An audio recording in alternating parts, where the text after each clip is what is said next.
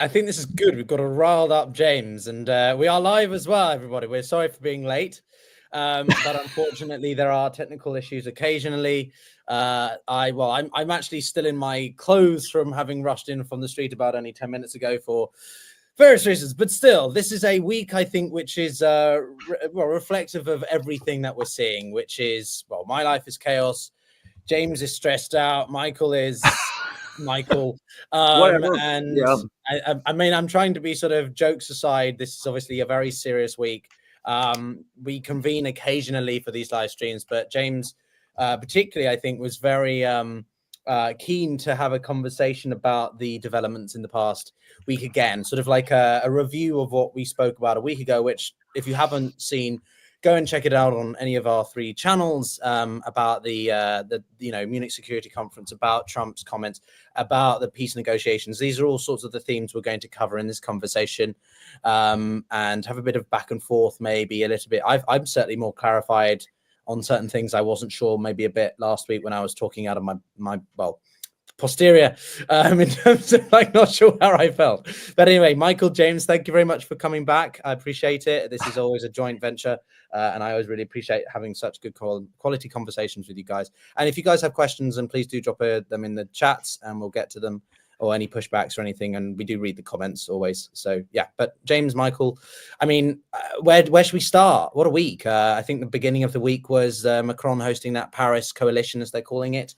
of sort of 8-9 countries, which has since ballooned to about 20, to discuss, European security and autonomy, but without the United States. And Macron was hosting them all in and around Paris and things. So I don't know, Michael, you were nodding your head off. What's your thoughts so far? Well, I mean, I know the photo. It has already been memed on various Telegram channels with the title "Europe's Last Supper." I haven't seen that one. Oh gosh, Europe's Last Supper. I realize I am with friends, I am with colleagues here. I need to be a little sympathetic, but it is picking up where we left off last week, and that is just the realization that Europe is being left behind, just being absolutely and utterly disregarded by the United States. Russia saying, both from in the last week, a couple of press statements by Putin as well as Lavrov, that Europe lost all of its chances to have any kind of say at any proverbial bargaining table over the last 3 years, simply because Europe has refused to negotiate, to even think of talking with Russia. And now that Trump has completely reversed the realities and reached out to Putin directly, Russia's position is, let's talk directly to the United States, because this is the country that is directly, if not exclusively, sponsoring this proxy war against Russia over Ukraine. And Europe, if they really want to, can join at the kiddie table. But if there is anyone within Europe that has any say in any of this, Russia is really not willing to listen to anything more than, just a couple of rhetorical statements. So let me take that, Michael, and then James, I'll pass it to you, because I think for the purposes of this conversation, I do want to add more of my own thoughts as we go. But, James, you have a much clearer position on a lot of these issues. Michael, I think you vacillate, I think, between different areas sometimes. And I feel politically homeless right now, as I had a conversation about Israel-Palestine in the week with another channel, and I don't really know where I sit anymore. I think it's absolutely abhorrent that the Europeans and the Ukrainians aren't part of the peace negotiations. But as one podcast, I was listening to, sort of argued, Max Bergman, I think, of CSIS, he argued that it wasn't really a peace negotiations as it was a resetting and a re-establishment of bilateral ties between the Russians and the Americans, because this is the first time they've met in 3 years. So I don't know, James, do you agree with that take? Do you see this more as a bilateral, if we start with the negotiations as a standpoint, and then we can go to Europe and Ukraine as we go, but do you see this as more of a bilateral communication between these two, reassertion, if that makes, or it is within the context of the peace talks? I know it's a slight distinction, but I think it's important to make, no?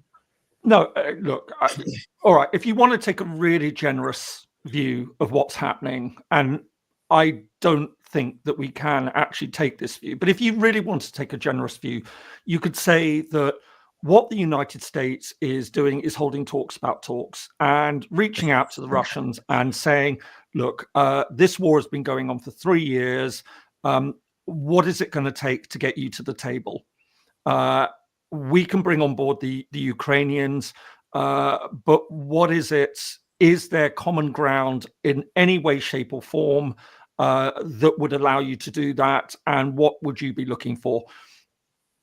I don't think that's what's happening here. I think the big problem in all of that is that has to be with an open agenda without offering anything in return at this stage. The fact that the United States is saying, we want to improve our business ties with you.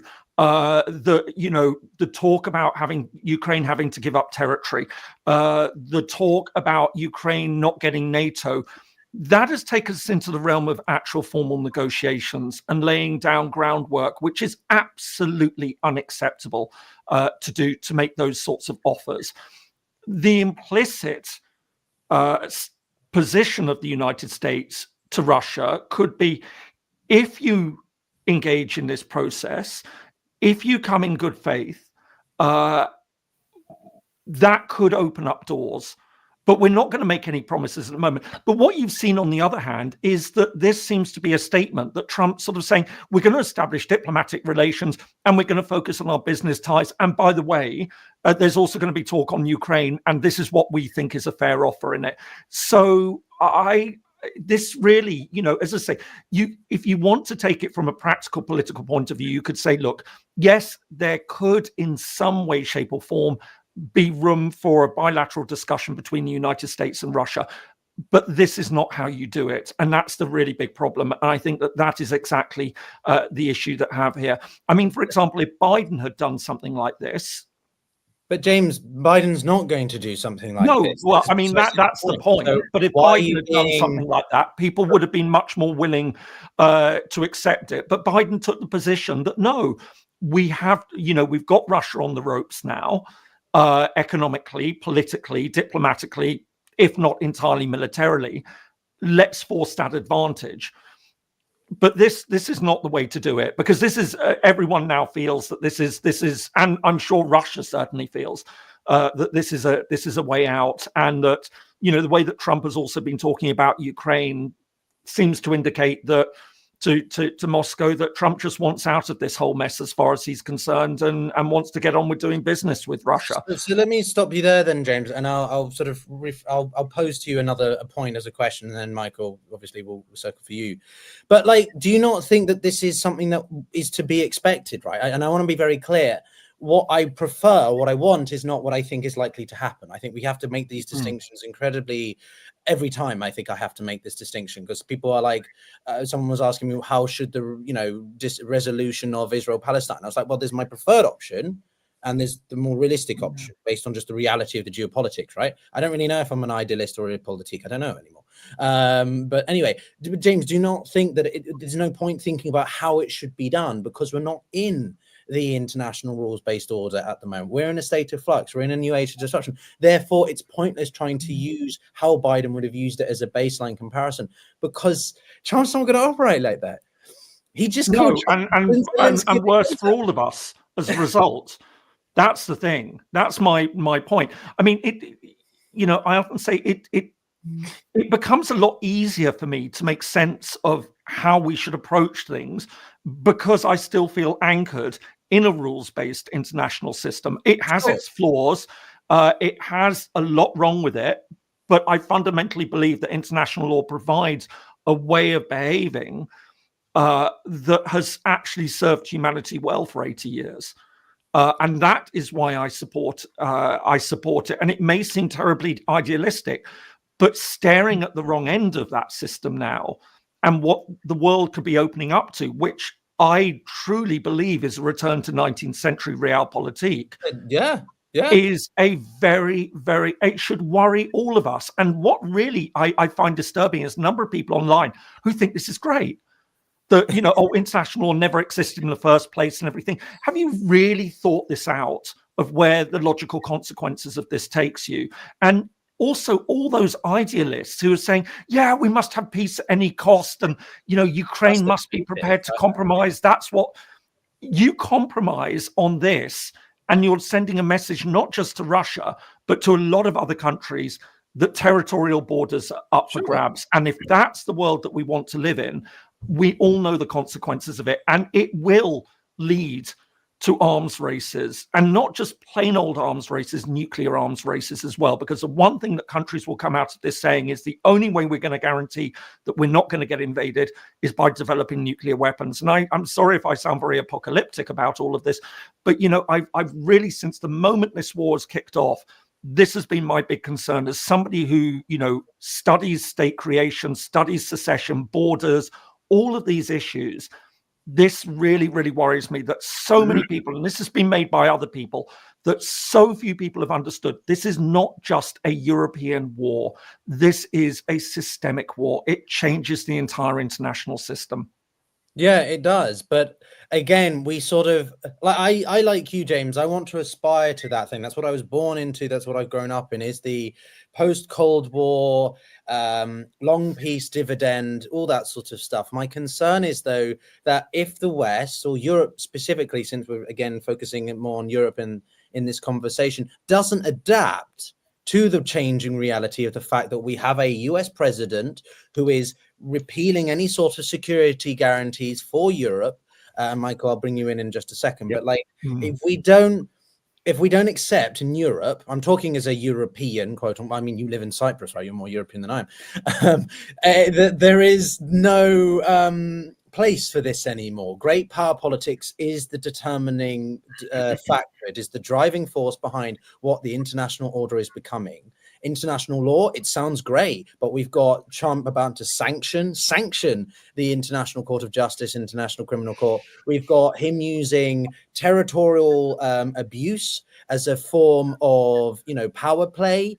He doesn't see things through, mediums of values and what's the word, like sort of decency. He sees it through coercion. He doesn't want to incentivize people. He wants to coerce them into doing it. And all the little states, forget about them. It's what the big boys are doing at the table. That's why he's prioritizing China, Russia, India, I guess. He held Modi there, you know, and whoever else he wants. The Europeans are an important trading force, but they're a collective bunch of smaller states. And therefore, if he wants to pull out of Eastern Europe and allow Putin to do what he wants over there, doesn't matter to Trump. That's what he wants to do. Michael, you probably disagree with us both, or maybe not. I don't know. No, I don't. I mean, again, I don't know whether to praise or blame you, but, you know, whenever you bring James and myself on, I find it incredibly difficult to disagree with anything that James said. I mean, he's much more of a no. I mean, look, I absolutely fundamentally agree with what James had just said, except that, you know, James may be more idealistic. I am more realistic. I'm more pessimistic as a result of this. But being realistic does not mean accepting with enthusiastic optimism this idea that we are in Realpolitik 2.0. I mean, you know, ultimately, there's so much that I can respond to what James had said, but I'm going to just sort of take it in piecemeal here.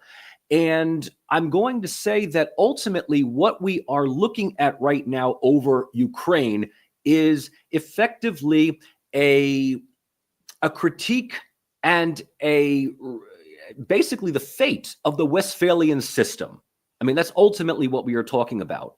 And the issue surrounding Ukraine ultimately falls, in my opinion, along two major pieces. The first is territorial concessions to Russia, which there were some, you know, begrudging acceptance within European political circles that this is a fait accompli, but no one wanted to officially admit this, because if that's the case, then we effectively nullify the post-1945 peace arrangement, minus a few things here and there, which, of course, I am always going to footnote Kosovo as an example of that, but it's a small example on one side. But the second thing is that Trump's whole peace arrangement with whatever is left of Ukraine is effectively giving the United States control over $500 billion of its natural resources. So ultimately, it is, if Ukraine wants to sign off on any peace deal, it has to basically prostrate itself at the feet of the American military and industry, which effectively is going to be parceled out by people like Elon and other ANCAPs. So it basically is, if Ukraine wants peace, it has to effectively kill its own sovereign. So, Michael, let me bring in some topical updates here, because on the way to getting online with you two, Zelenskyy next to, which is a relatively new, I think, independent Eastern European, I think it's Polish news network, shared a tweet that said Zelenskyy had said that he will hold elections as part of, or he will step down as part of any sort of potential peace guarantees. Right. So I want reactions to that, but I also think it's worth being a little bit more specific about since we're talking about Ukraine, right, Michael, what options, we touched upon it at the end of the last week, although my head was in the clouds clearly because I felt so homeless, which is that, what would some of these different parameters look like, these components of a potential peace deal? I think I do agree. It's horrible as it sounds. Pete Hegsworth said it's unrealistic. It is unrealistic that Ukraine's going to be able to get all that, unless the United States continues to support it. But a fact's a fact. It is unrealistic, right? It's not my preferred option, but that's just the reality of the situation.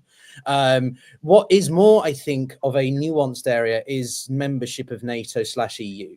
Now, there's Article 42.5, I think it is, of the European Charter or whatever, that talks about security assurances in a similar way to NATO. So some people are arguing, and something that I've thought in the longer standing scheme, if NATO wasn't an option, Ukraine, you joining the EU, well, the EU is much more of a comprehensive vehicle, and you could have a deeper fleshing out, quote unquote, of the European security framework. They've just appointed a defense minister or whatever, defense equivalent for the European Union, like you've got the foreign entities and stuff. So I don't know, out of all of these sorts of options, Michael, which ones are more realistic for Ukraine to pursue, for Europe to support, do you think, than others? Because it's a mixed bag. I mean, the prospects of joining the European Union is, it's an empty rhetorical promise, because who knows when Ukraine will join. When they are ready, structurally, institutionally ready to join. I got it wrong. It's 42.7. Thank you, Lucio. Okay. But that's what we're talking about in the. It's like Article 5 of NATO. Okay. The European Union has not taken on a new member in over nearly 12 years. The last country that joined was Croatia in 2013. We have 5 countries in the Balkans that are left to join, Serbia, Montenegro, Macedonia, Bosnia, and Albania. And whatever you want to make out of the disputed territory of Kosovo, they've got their own obstacles to deal with. I mean, it's 5 countries. I cannot see Ukraine at this point joining.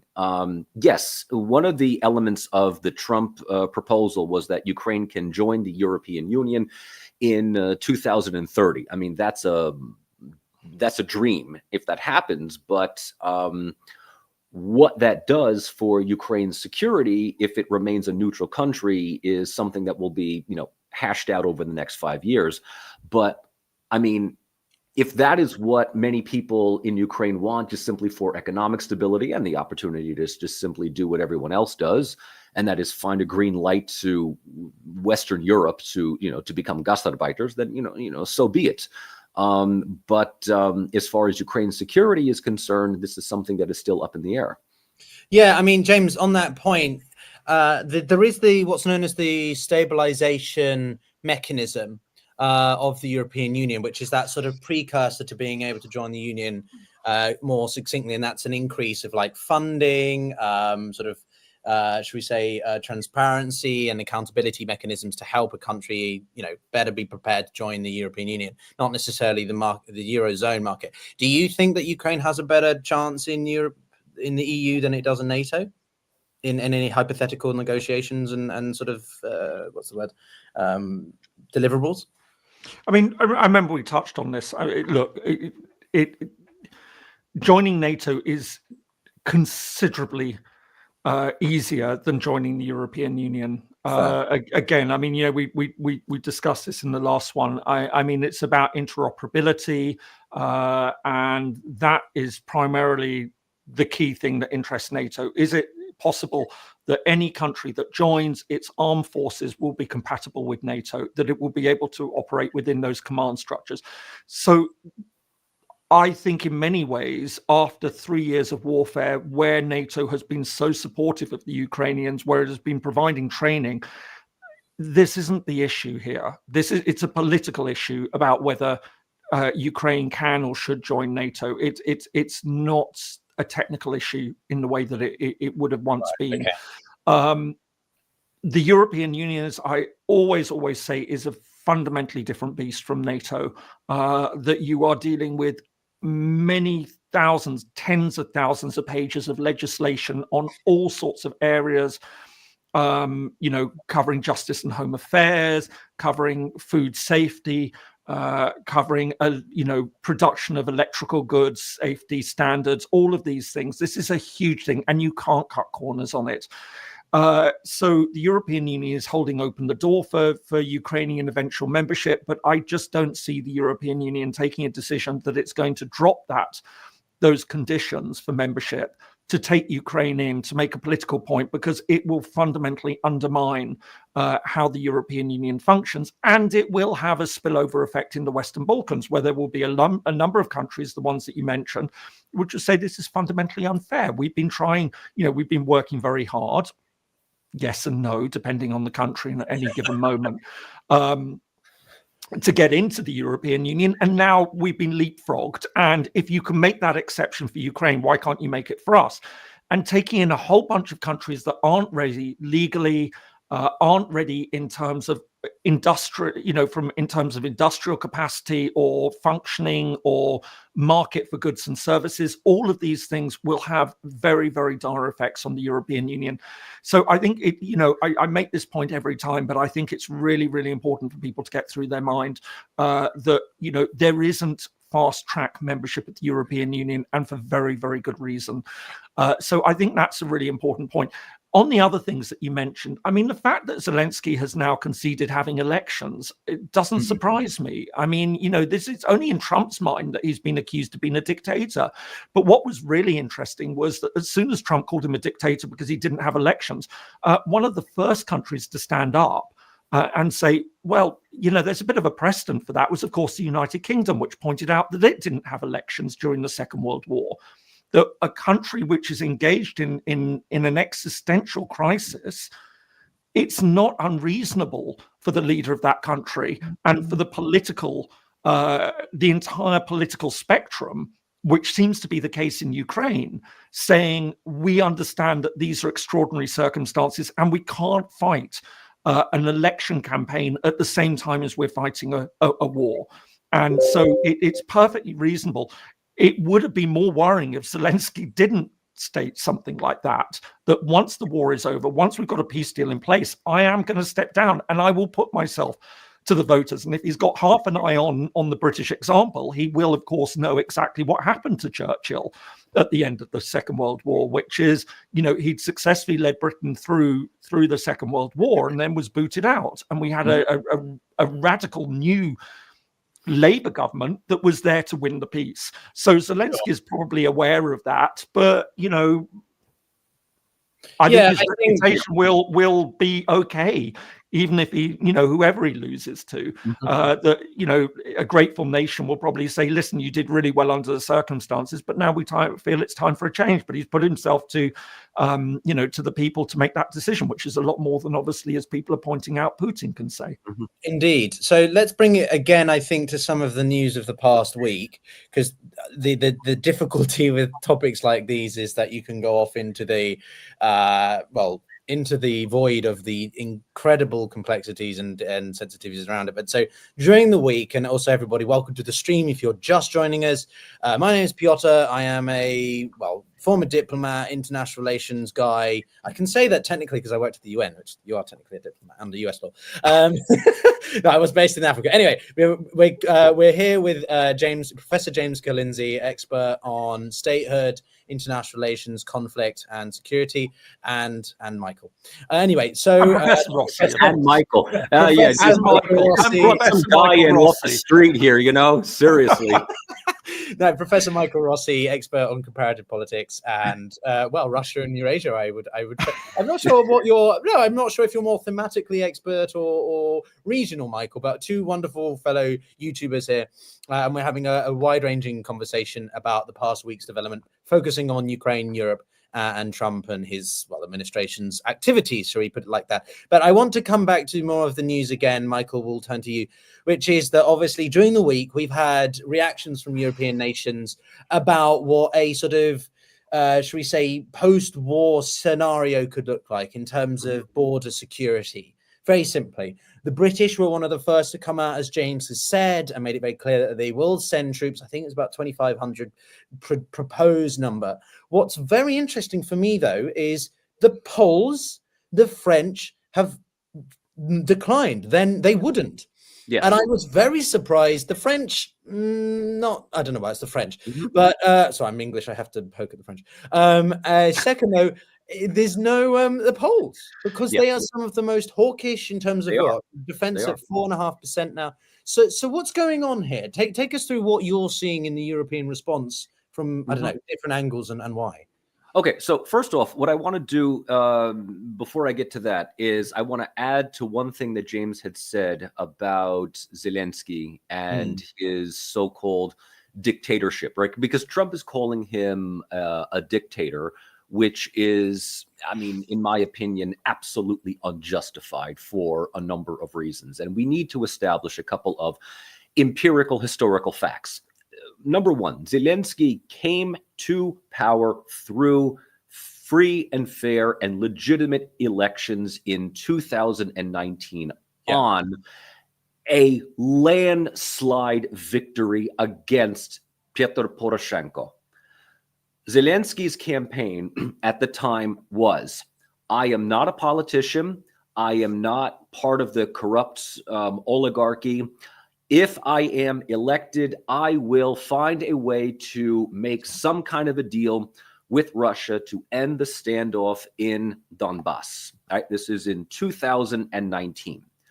This whole dictatorship element, which many people are, I have to say, are erroneously ascribing to Russian narratives and Russian propaganda. Russia does not consider Zelenskyy a dictator. The official narrative is that Zelenskyy is now, after last May, simply illegitimate because his mandate as president ran out and that he did not choose to hold elections because of various reasons, emergency powers. Putin will cite chapter and verse in the Ukraine constitution that the legitimate power is now the Speaker of Parliament of the Verkhovna Rada, the Parliament.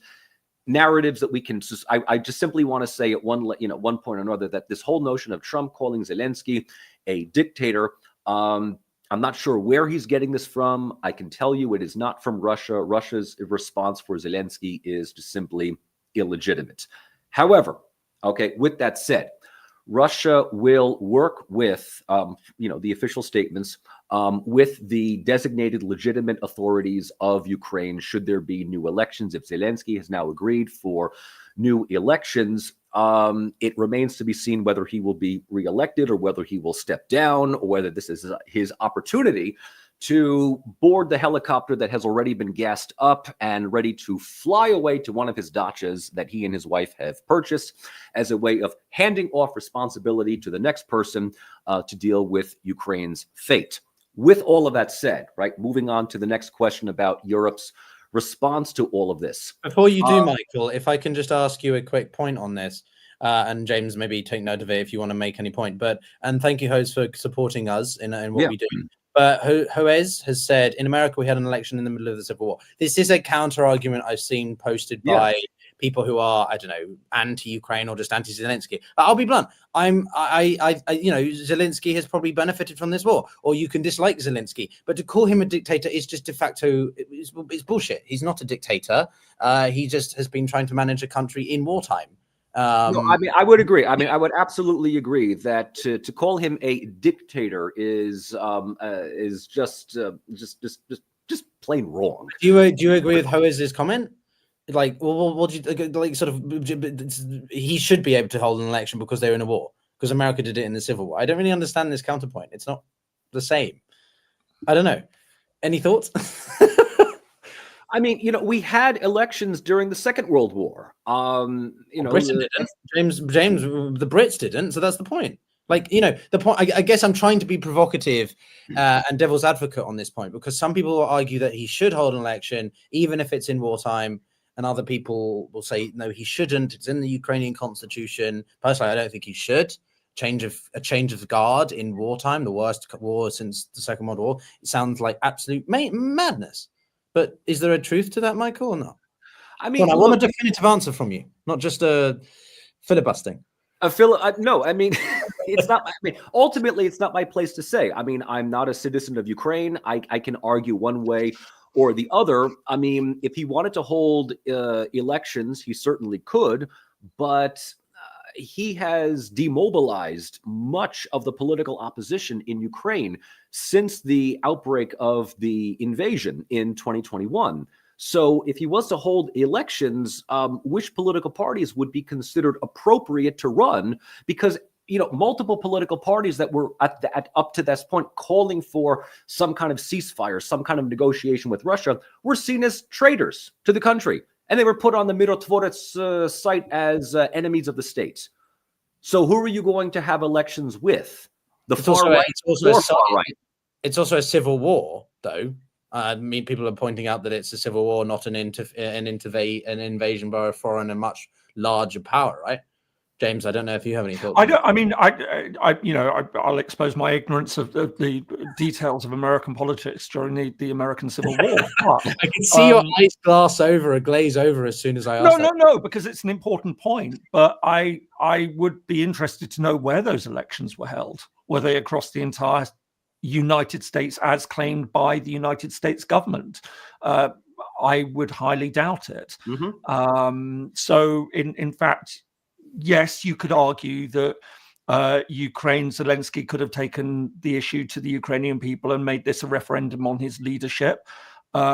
He's chosen not to, so some would say that is undemocratic, but it doesn't seem that the Ukrainian political parties see this as undemocratic. And as I say, there is a precedent for countries saying that at a time of existential crisis, we will put on hold our elections. What would be the worry is the day after an agreement comes into force, where he then says, "Well, I need to postpone it longer. We'll need 2 or 3 years to recover before I think we can talk about elections." Then I think people can rightfully say, "Well, this is worrying." But at the stage when a country is in the middle of a war, where most of the opposition parties seem to understand that holding an election at the moment would not be in the best interest of the country as a whole, and that they seem content with the way that he is prosecuting this war, then it just does seem that this is really about trying to undermine Zelensky rather than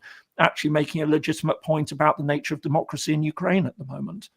And frankly, a lot of those people who would be making that are people who, frankly, don't seem to care very much about the nature of democracy in Ukraine, because they don't seem to care about Ukraine at all, if we're to be very honest. So, maybe I'm sort of being a bit hot on my sleeve this week about a lot of this stuff, but it's. I'm sensing a degree of despondency in yourself, James. Once again, no, I wouldn't necessarily say despondency. I think I do think it's very sad what we're seeing Trump do to Ukraine.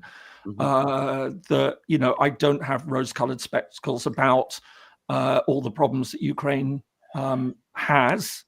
And what we needed to join the European Union, that came up. I mean, this is a country which had a lot of problems before the war started, and a lot of those will be compounded. But at the same time, yes, I do respect what they've been trying to do. And I think most countries and a lot of the people who are saying, oh, well, just Ukraine should give up and just accept a loss of territory. It's rather interesting how many of those would accept the same if their country were the country that was facing this problem. How many of them would roll over and say, yeah, we'll just accept it in the name of peace? You know, they see this as an existential crisis. And I from my broader international perspective on this, say this is a war that really is very troubling in all sorts of ways, because it could define the nature of security, peace and security for the rest of this century. And I don't think that's what we're seeing now is I very much appreciate that, and I'll bring it back to you, Michael, because I want to hear your thoughts on the European security provisions amongst whatever the question I asked you before. But just a quick point on this that you said, James. I agree. I think what I'm noticing most of all, or one of the biggest themes I'm noticing most of all from all of this, is the short-termism of things.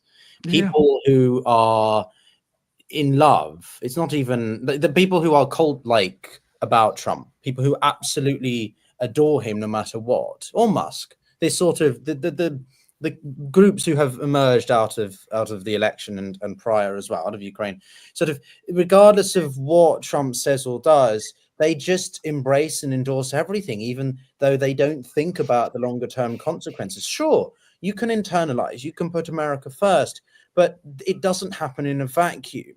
Nothing that they do will still negate the fact that the Russians and the Chinese will continue to want to etch or scratch away further at the US dominance as the global hegemon. And all the benefits that Americans have yielded from over the past 80 years. Yes, there's been challenges, of course. I'm not a full-out globalist, but I'm certainly more internationalized than I'm not. Are because of being international players. Disengagement is not a good thing. And I think it's incredibly sad, to use your point, James. I keep meaning to write this tweet, but I forget, which is sort of like, I think it's just very sad that the only time a lot of really pro-MAGAs will understand that the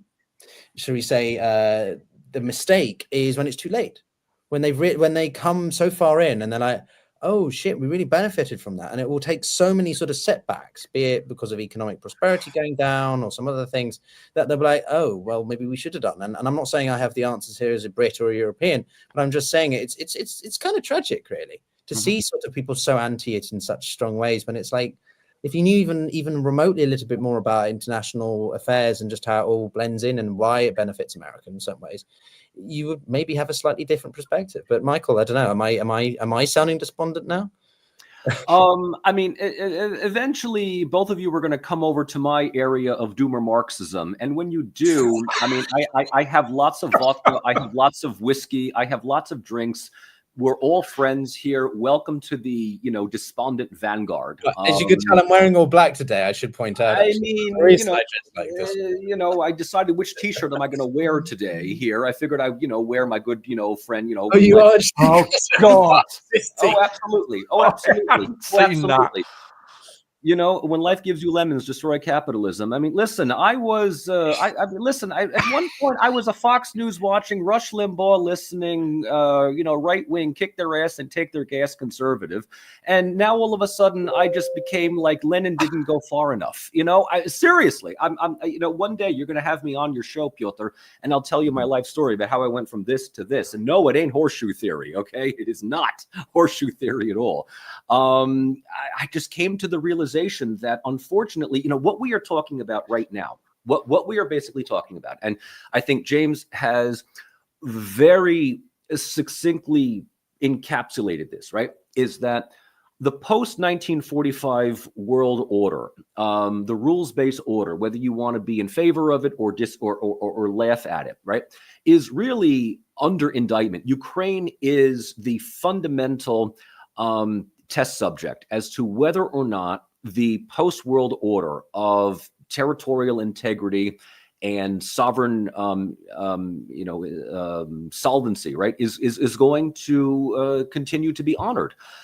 Because if Ukraine is carved up, this gives a green light to any might makes right movement, whether it's China over Taiwan or Azerbaijan over Armenia, Turkey over wherever they can, exert Venezuela over Guyana, the list goes on and on. Wherever it happens to be. And we go right back to, I want to be very clear here to the audience. We go right back to 19th century Realpolitik, except that Bismarck is not at the helm controlling all of this. Who is the Bismarck of our day is Donald Trump. And, you say, well, what do the MAGA people think about the MAGA, what I like to call the MAGA minions? They don't care. They ultimately don't care. For them, it's a business deal. For Ukraine is a business deal. It is a way for the United States to recoup its financial losses over the past 3 years of dumping money into the country. Hence the idea that, in my opinion, the one thing that will ultimately, hopefully, make Zelenskyy great again, reject the peace agreement that is presented to him is not the territorial concessions, but the idea of signing over $500 billion worth of resources to his country. He literally puts his country as a subsidiary of some U.S. corporation, which in the dark, you want to get really dark? Let's get dark here. In that regard, the most prosperous parts of Ukraine are going to be those controlled by Russia. Yeah. Not by the United States. I mean, like I said, I have a very hard time disagreeing with what James says. He's a bit more of an idealist than I am. I'm already a dark doomer realist, so I kind of saw this years ago. But here we are, right? Here we are, and Ukraine is being thrown under the bus. Europe is wondering what happened. And my response to all of this to Europe is, what did you think was going to happen? I mean, you went along with the United States. You went along with Biden. You basically went along with this investment in a proxy war. You spent the last 3 years saying no negotiations with Russia until Ukraine has the upper hand. Okay, Ukraine has failed to gain the upper hand. You had the counteroffensive a year ago. That failed. So the realists are coming in. And they're saying this is a losing investment. Ukraine is losing a town every other day. The Russians are advancing. Our investment in Ukraine's defense is not working. Trump wants to end this for 2 reasons. One, for him, he wants a Nobel Peace Prize. And 2, it's a great way of showing that the Biden administration invested in something that was an absolute failure so that he can focus on China. For him, Ukraine is just simply solve the problem, whatever it is, draw a line at wherever the fault lines are militarily, call it a day, give him the credit for ending the war. And, people will give him praise for ending something that is, ultimately something that we shouldn't have gotten ourselves involved in at all. The Europeans are saying, this is a sovereign country's, life at stake, to which the Trump side says, so what? It's not us. And right now I'm just looking at the clock. We're about 40 minutes away from the polls in Germany closing.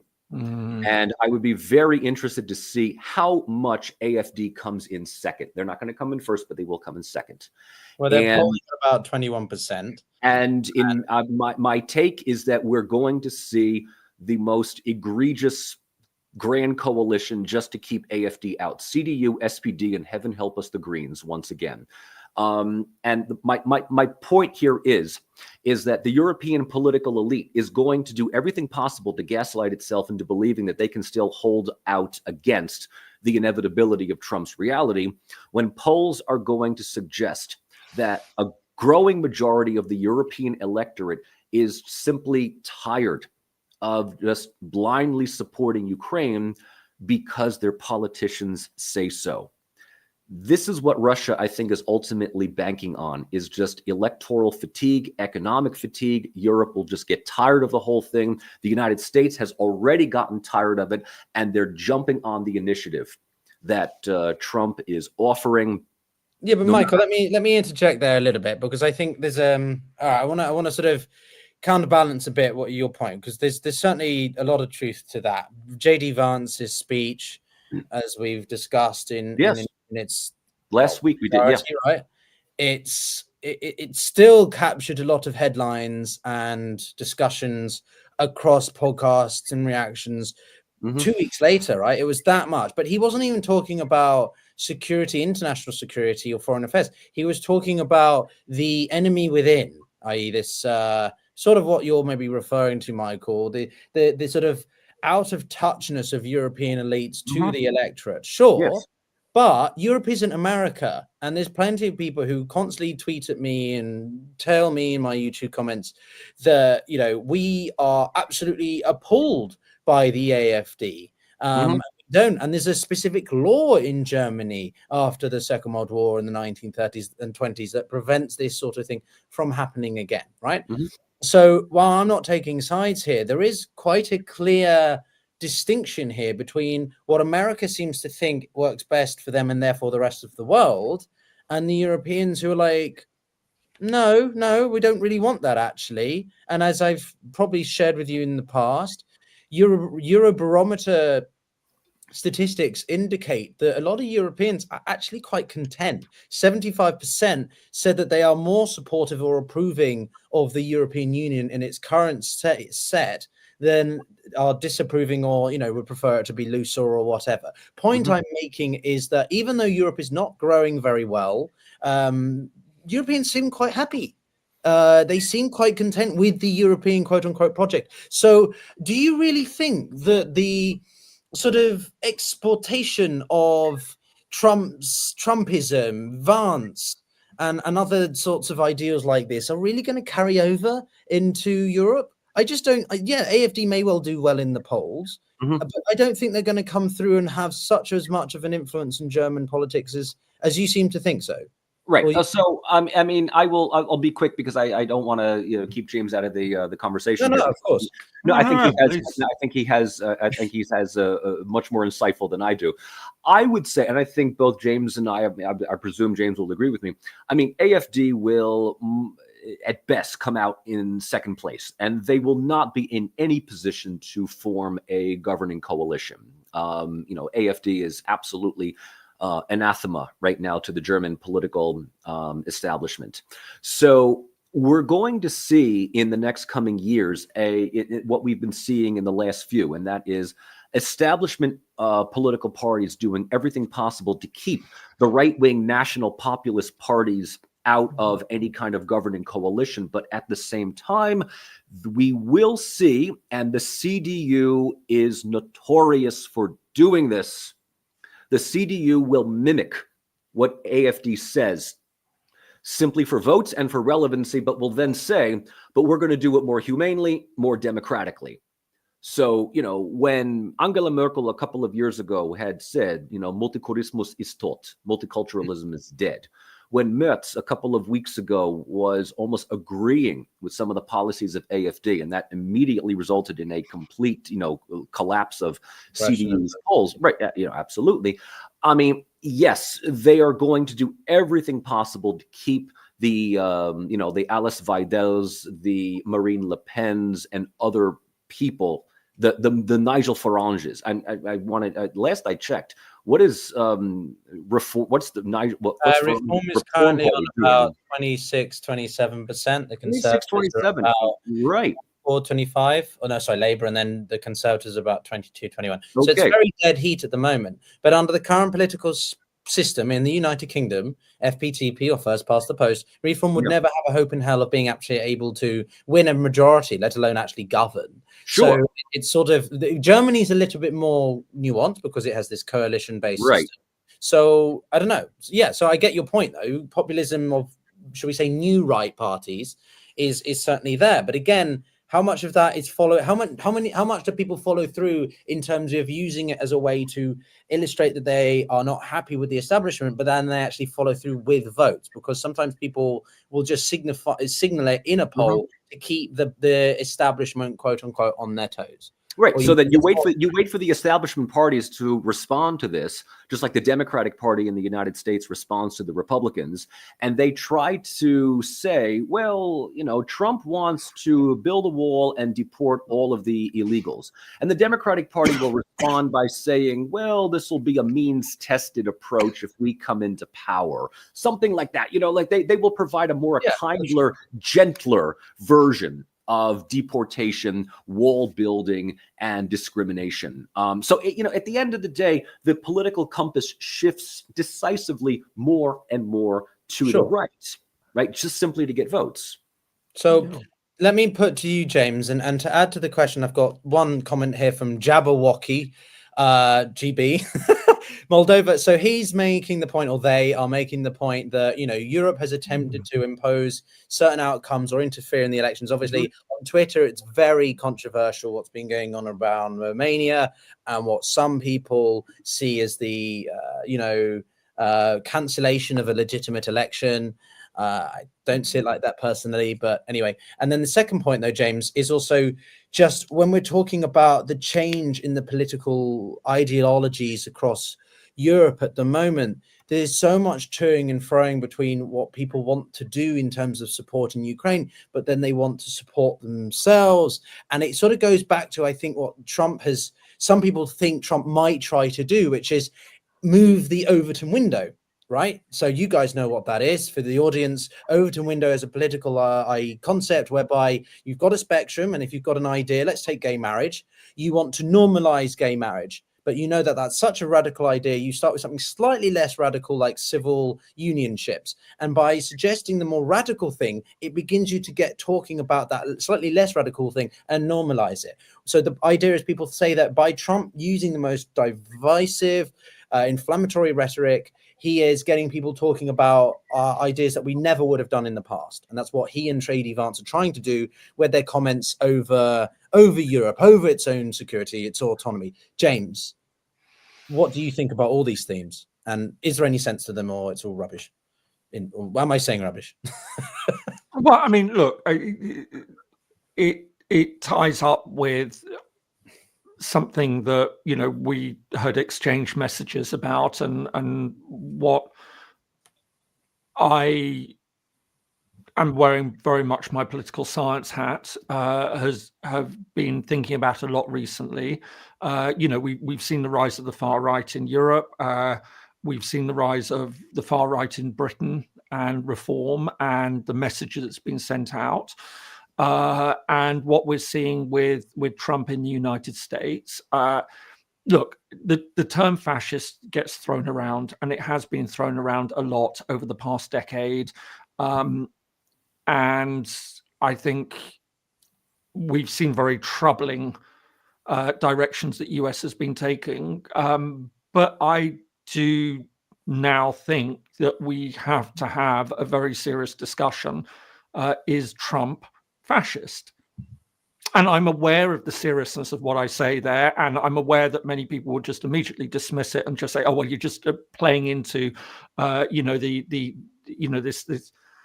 this extremist language of the left or whatever." No, I am coming at this very much as a centrist politically and looking at exactly what's going on, and it ticks most of the boxes for what a classical political scientist would say constitutes fascism.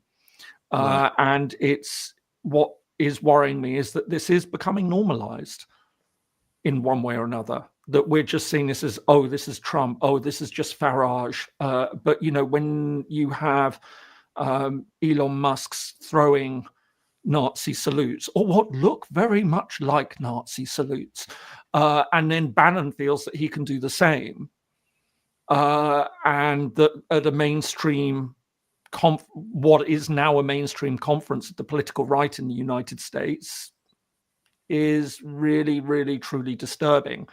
And I think, like many others, I hear the point that the argument is in Europe, it can't cross over. But my perspective is it has crossed over in the United States. How can we be... But has there not always been a political difference, James? Even though the US and Europe are often compared or compiled statistics, but there's always been a difference in America. It's always been more extreme in the sense of the left versus right. You know, our conservatives are their Democrats. Their economics is a lot more intensified in terms of what drives it than Europe. But I think you know, Michael made a really important point that we need to take on, and you did as well, Pyotr, is that how politics has shifted, and I think the danger is that and Mike, I mean, you were saying about the CDU taking on you know, AFD messages, and that is exactly what we're now seeing with the Conservative Party in Britain. That in order to fight reform, it's taking on reform messages and trying to put a little bit of a nicer gloss on it. But the reality is that it's playing to that particular message, and how we are normalizing this in a way that is frankly extremely worrying. And listen, you know, and again, viewers may feel, but it may come as a surprise to some or may not. I consider myself a very classic centrist. You know, and I just say this for clarity. I don't believe and I don't like ideology. My worldview is you take from whatever works and whatever is efficient. And if you wanted me to sum up my political ideology, it's like I do believe in free markets, but I also believe that, you know, a good, just society takes care of its weakest. And that's not incompatible. I mean, I suppose you would call it classical, you know, social democracy. Some might call it, certainly from the United States. I would, as I say it's a centrist. I don't mind paying taxes, but I want to make sure that that's spent on the people who need it. Frankly, if I'm to really, you know, boil it down, so I'm not coming at this as some sort of crazed leftist, Marxist, definitely not. Hey, where's your t-shirt? You've pinned your colours to that, same blue shirt, I am not like that. I am absolutely, you know, the good old political. You know, the political compass test. I don't know if that still exists online. It does. It's skewed to the left. Actually, I took it actually just on a side note before we maybe shift to a slightly new area of conversation. But I took a group of these tests, and if anyone in the chat is interested, I can drop them in the links. But the political compass is incredibly skewed to the left. So I, like you, James, consider myself a centrist. I don't know if I'm a traditional centrist or a radical centrist, but I think it depends, right? So let's take the international spectrum, for example, right? So over here you've got globalists, World Bank, oh shit, I've worked for the World Bank. Oh, somebody's saying these guys are so far left they can't see the middle. No, exactly. I'm so far left. Something beautifully far on the right. I mean, you know, you can't. Anyone's going to be left to, you know. This is the problem, right? I keep meaning to make a video about this, and I will. But like all labeling, all connotations of any former concepts of political science have lost meaning, right? Yeah. And that includes populism, the far right, the fringes. But globalism, like I consider myself an internationalist. It's a clear, quite classical term, but it means you believe in international cooperation. It means you believe in engagement and interaction in the international system. Does that mean I believe in the homogenization of cultures, economics, you know, nation states losing sovereignty? No, it doesn't. I'm quite funny enough, if you think it, patriot to Britain, even though the weather's always dog shit out here.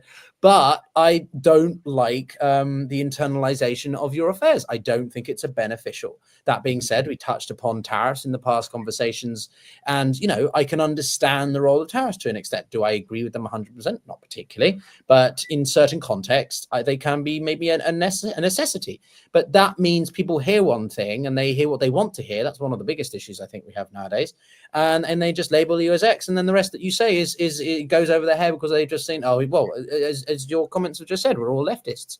So you know, and I should say, I just saw another one say that if Elon Musk was a Nazi, the Jewish community wouldn't have let him near the White House. I think you need to. You know, I think, you know, you end up with these sorts of, and I raise these because I think it's very problematic. I think, you know, what we're talking about is fascism, not Nazism, and I think, you know, we need to draw a distinction between the two, and it's important that there was a very specific Nazi ideology which focused on Jewish people, Fascism is rather different. Nazism is a form of fascism, but not all. So not all. I think fascists and Nazis. You can have a difference between it, but fundamentally, what are we talking about when we talk about this? We're talking about a highly authoritarian worldview. We're talking about an extreme nationalist worldview. You have Trump making comments that whoever is defending their country can't break the law. Yeah. You know, these are all sorts of things that you would expect to see in that sort of political system. And it's extremely worrying. So I think, but again, we need to be very, very careful when we talk about all of this. And I think it's very easy for people to conflate, and we see this. And wearing my academic hat, I mean, this is exactly the sort of thing when you're speaking to students, you warn them against and sort of say, listen, you've got to be very precise. You've got to have nuance when you're talking about this. And that's why I said, listen, I wasn't going to say that Trump was a fascist 5 years ago. I mean, there were all sorts of problems with the first Trump presidency. But what we're seeing now is very much something that I think is worrying. And what it's coming on board of a lot of other trends elsewhere. And one wonders if it's because of what we've been seeing in Europe that has also emboldened those around Trump to go further down the line, as you said, Pyotr, that they feel that this has become so much more normalized now in debate in so many other countries. The one thing I would say, which was really interesting, and speaking with a very good friend just a little bit earlier today, is whether Trump's handling of Ukraine has done him enormous damage amongst like-minded individuals in Europe. That there are many on the political far right in Europe who are much more worried about Russia and have been very critical about his position on Ukraine. And I think that this is an interesting element to also consider in all of this. Yeah, no, absolutely. I want to just take a moment to sort of take stock of where we are. Yeah, because I mean, it's all sort of suddenly a lot of no. I think it's incredibly important, James. But I would summarize it as that there is no singular definition of the right or the left. Every single country has a interpretation of what they consider to be the center right, the far right, the new right, the alt right. These are all terms that have emerged in recent years, particularly since 2016. Trump's first election, and it threw the idea of political science and political ideologies kind of up in the air. And so, someone's made a good comment here in the comments here about the fact that each country has a sort of their version of should we say, populism. So Reform is very different to Meloni, right? Meloni is very strongly in support of Ukraine, but she is anti-immigration, or much more in terms of clamping down on migration. I personally do think we need to do something about migration. I do think there is a huge influx of, I don't support and never did Merkel's open door policy, but that doesn't mean that I don't support managed and well-targeted migration. But that's the problem. People hear one thing and then they label you. So I'll come across to the left, sort of far right. Viktor Orban, often, we've talked about him on the show before. He's often touted as the sort of main European frontman for Putin. But Vucic has also been labeled in that same way. And I mentioned Vucic because he's Serbian, and you guys will get loads of comments now. But Vucic is often put in the same brackets, sometimes James's face. So, it's variable. So I think it depends, but the point is that at the end of the day, I just stopped using labels, and I think it's I get your point, and I think you made a very good point about people like Meloni. I mean, I think we have to understand you're absolutely right. I mean, as unpleasant as I find the debate on immigration and unhelpful as I find the debate on immigration, because there is all sorts of economic data and sociological data which actually shows that immigration is incredibly important for societies. Yes, you could say it's managed and how you integrate people and all the rest of it. I would not start chucking around labels of fascist at anyone who has right-wing views that I might find unpleasant. You have to use it in a very, very specific context, which is not just nationalism, but a very specific form of corporatism that comes in with it, a very specific form of militarism that comes in with it. There's a lot there that, and as I say, I think it is useful to have, because it does serve as a warning for what we're talking about here. And the trouble is, it is so sensationalized that people push back against it, and that's why I feel very nervous about using it, because then that will, to a chunk of people, that just automatically shuts down anything further I have to say on the matter, which is highly disappointing. Because, as I say, I think it's important to be able to identify, when somebody is behaving in a way that history has taught us we should be extremely nervous about. Yeah, and I think that the whole, I mean, I didn't know this until relatively recently. Maybe I'm very ignorant in that case, but the whole left-right came out of the French Revolution, and where they were sitting in the public forums, right? You had the left, the pro-revolutionaries on the left, and then you had the anti-royalists or more traditionalists on the right, and that's where this sort of spectrum actually came from. I had no idea about it. It was such a physical distinction based on seating layouts. But I do want to move more towards more of the topical things again, Michael. Itching to jump in, I know, for a while. So I don't know. Maybe we can, if you want to jump in with any of the reactions you had to me and James going off on all conceptualities for a second, but also, what will Putin be making of all these developments? Is he rubbing his hands with glee? Because as far as I can see, the Russians have all the leverage right now. They are making gains on the battlefield. Why would they feel the need to come to the negotiating table and make any concessions if they're right? Too much. I mean, yeah, I was waiting to jump in here, but I didn't want to interrupt because I was listening exactly to what you and James were talking about. I'll give just my own hot take on all of this. Trump is not a fascist for one very simple reason: he's too lazy to be a fascist. Well, that's what James said last week, isn't it? He's too lazy to be a fascist. No. I mean, I ascribe to the definition of fascism as provided by Robert Paxton in his work, The Anatomy of Fascism, which is very much historically rooted in socioeconomic structural decline and the need for some kind of national redemption in saving the state from those that would destroy it, i.e. the Marxists. So the fact that there are no Marxists in the world outside of a bunch of bitter academics and podcasters, basically says that, Trump is not a nationalist. I mean, he is, if nothing else, he's a populist. He's a national populist at the absolute most. You know what? I don't know who coined it. I think it might have been Tucker Carlson, someone else. National conservatism is basically what we are looking at in this day and age. I believe that. Yes. I do agree with James that the old right-left dichotomy in politics has largely gone away, because where is Robert Fico in this situation? I mean, he is the power broker of Slovakia, but his party is traditionally more left-wing than right-wing, but he's certainly a conservative.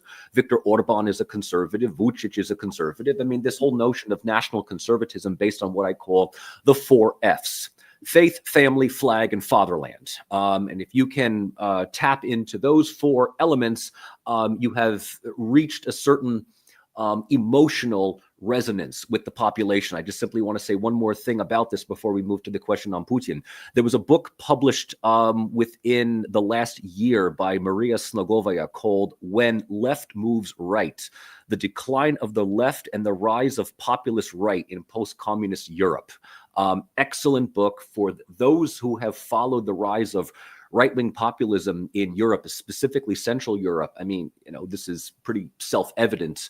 But the understanding is that this type of conservatism plays into a sense of public grievance against perceived notions of multiculturalism, economic neoliberalism, and the idea that people in a small country like Slovakia or Hungary or even Poland, for that matter, are losing their identity. So would-be political opportunists will cater to public fears and what I call in my classes a political culture of disappointment, and to simply say that they will be the remedy to all of these situations. And yet Trump is not going to remedy any of these things. Trump is not going to solve anything at all except just collectivize electoral anger.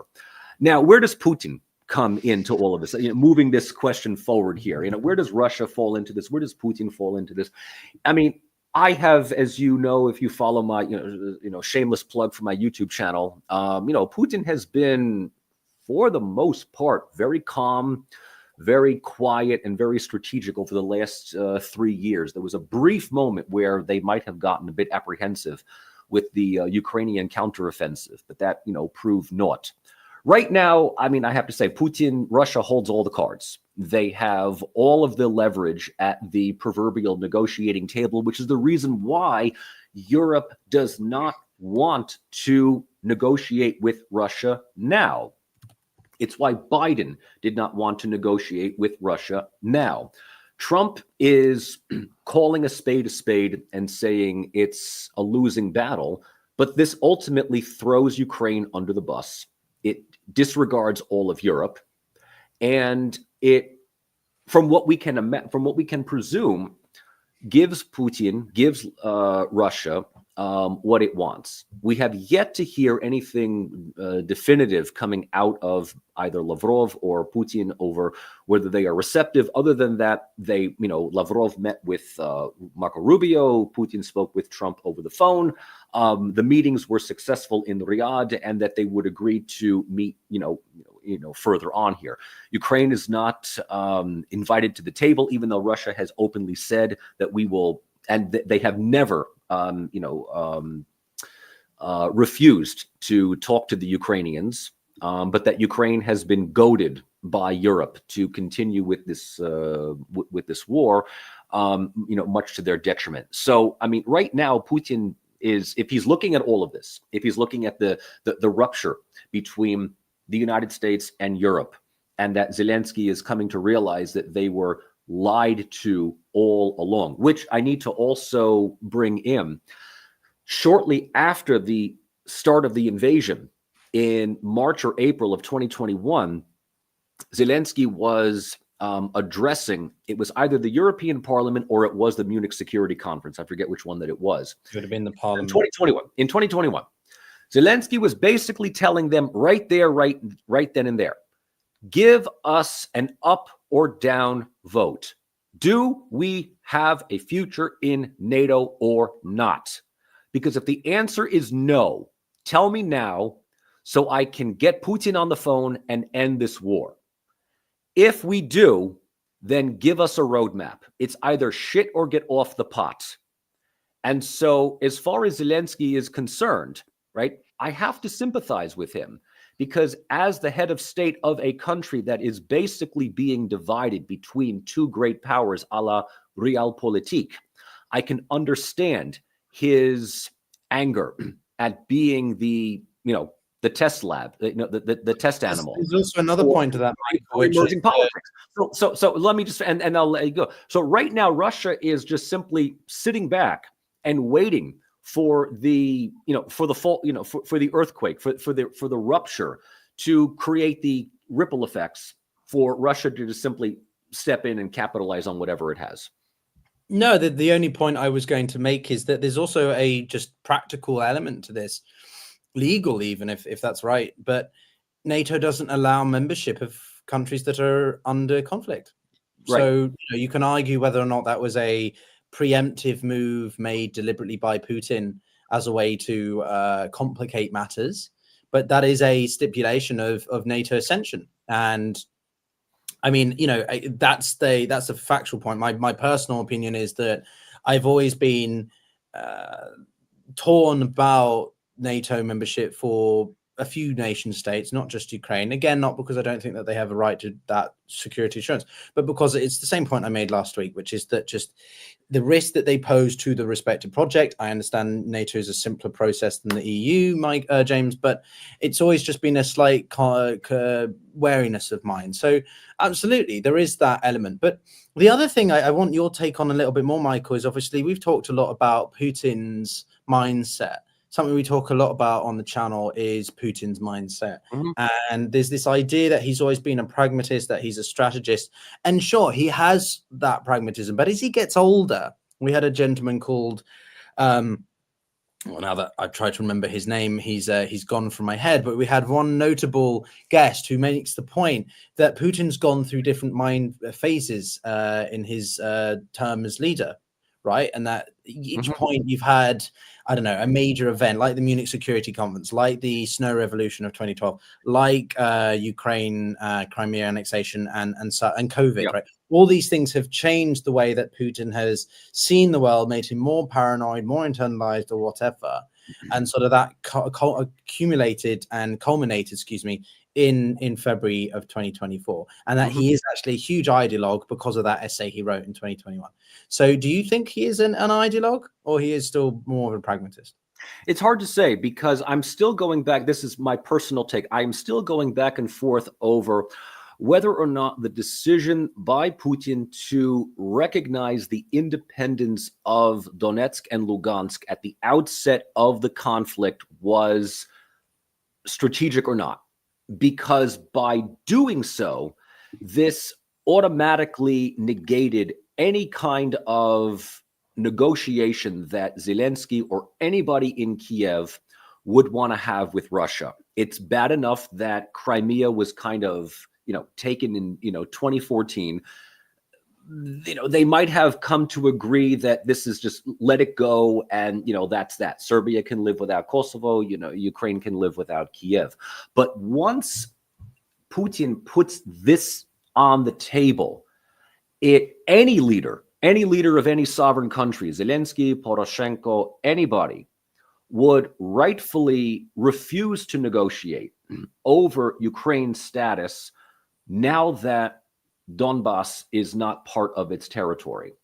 And so ultimately the $64,000 question is, was this a reckless move by Putin, or was this a move that he had made to move the reality of negotiation, whenever it would happen, into his favor? To the point where here we are 3 years, almost to the day later, 3 years almost to the day later, where the United States is approaching a peace deal over Ukraine with Russia, with the very likely understanding that whatever territory that Russia controls, Russia will retain control.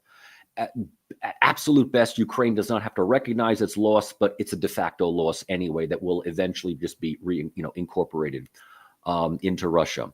So to answer your question, I don't know whether Putin is reckless or whether this is a major gambit for future geopolitics down the road. All I have to say, and it was interesting because a student had asked me this earlier today, is that Putin has yet to lose on anything that he has put his name to. Now, that could happen at some point, or he just is that strategic where he just plays on the bluffing. He bluffs the West. He plays on the West's internal divisions, where he realizes that he can capitalize on what he can get. And eventually there will be voices calling for peace agreements, which some would just simply say is appeasement.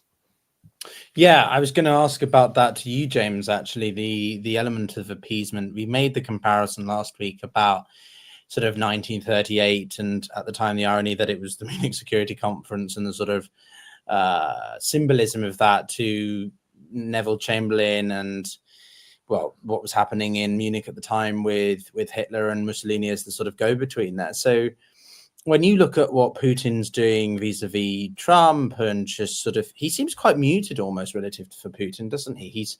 He's going about domestic affairs. He was laying a poppy wreath earlier this weekend, I believe, in Moscow.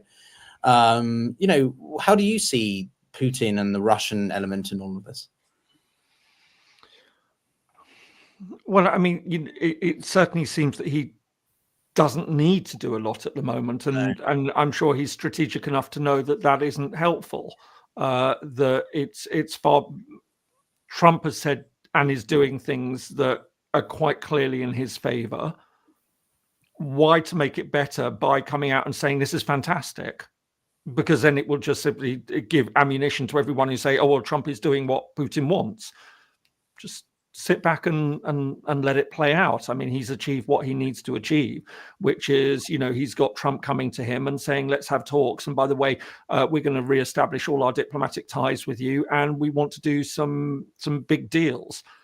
That, and people around Trump are saying no NATO membership for Ukraine, and Ukraine will just have to accept that it's going to lose territory. I mean, it makes absolutely no sense at this stage for Putin to come out and scupper that by being seen to be overly enthusiastic about it. Play it cool, play it calm. I think the real question that we need to be having in all of this is really what Europe's response to all of this is going to be. That's the real question to my mind. And we've got two major visits coming up this week. We have Emmanuel Macron just beating Starmer to be the first of the sort of big European leaders to see Trump. How are they going to respond to all of this? Because this really is a crucial moment for Europe now. If it looks like Trump is going over the heads of Europe in Ukraine and is sorting out some sort of deal with Russia over Europe, as we were talking about last week, the only way that Europe can respond, well, there's two ways that Europe can respond. It's try and walk Trump down from this somehow, or is it prepared to go for the final break with the United States and say to Ukraine, it doesn't matter what Washington is proposing with Putin, we're behind you, we will stand behind you, we will make up the spending that you're going to be losing from the United States. But it goes so much further than that, because again, as we were discussing, I think that there is a real danger that at that point, if Europeans do that to Ukraine, then Trump will say, fine, you're on your own now, and we're withdrawing from NATO.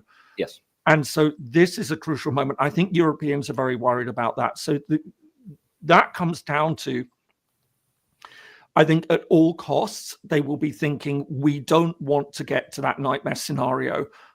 We know that the transatlantic relationship is put most generously on life support at the moment. We don't want that final break to be cemented with Trump walking away. So the strategy is, I would imagine, is going to be that how can we walk Trump back away from that support from Russia? So what is it that Macron, what is it that Starmer can go into the White House and say? And I was, really thinking a lot these past few days that one thing, you learn when you watch diplomats up close in serious countries is the amount of preparation that goes into high-level meetings like this. The weeks, months of work will go into preparing briefs, notes, talking points, and with Trump, my feeling is a lot of that goes out the window. Well, he's got no one in the building to do it because he's sacking everyone. But for the very obvious reason, you're dealing with somebody who is extremely prickly. And I heard somebody say this week that this will require all Starmer's abilities, not as a politician, and frankly, he's not covering himself with glory as a politician. I think most observers would say, but all his lawyerly abilities. I would say it's actually all his ability to be diplomatic. So knowing what he wants to say, but how he can best frame it without sending Trump off the edge. I certainly wouldn't want to be in that position. I know, as somebody put it, that the best policy position for Starmer at the moment is to pull a sickie.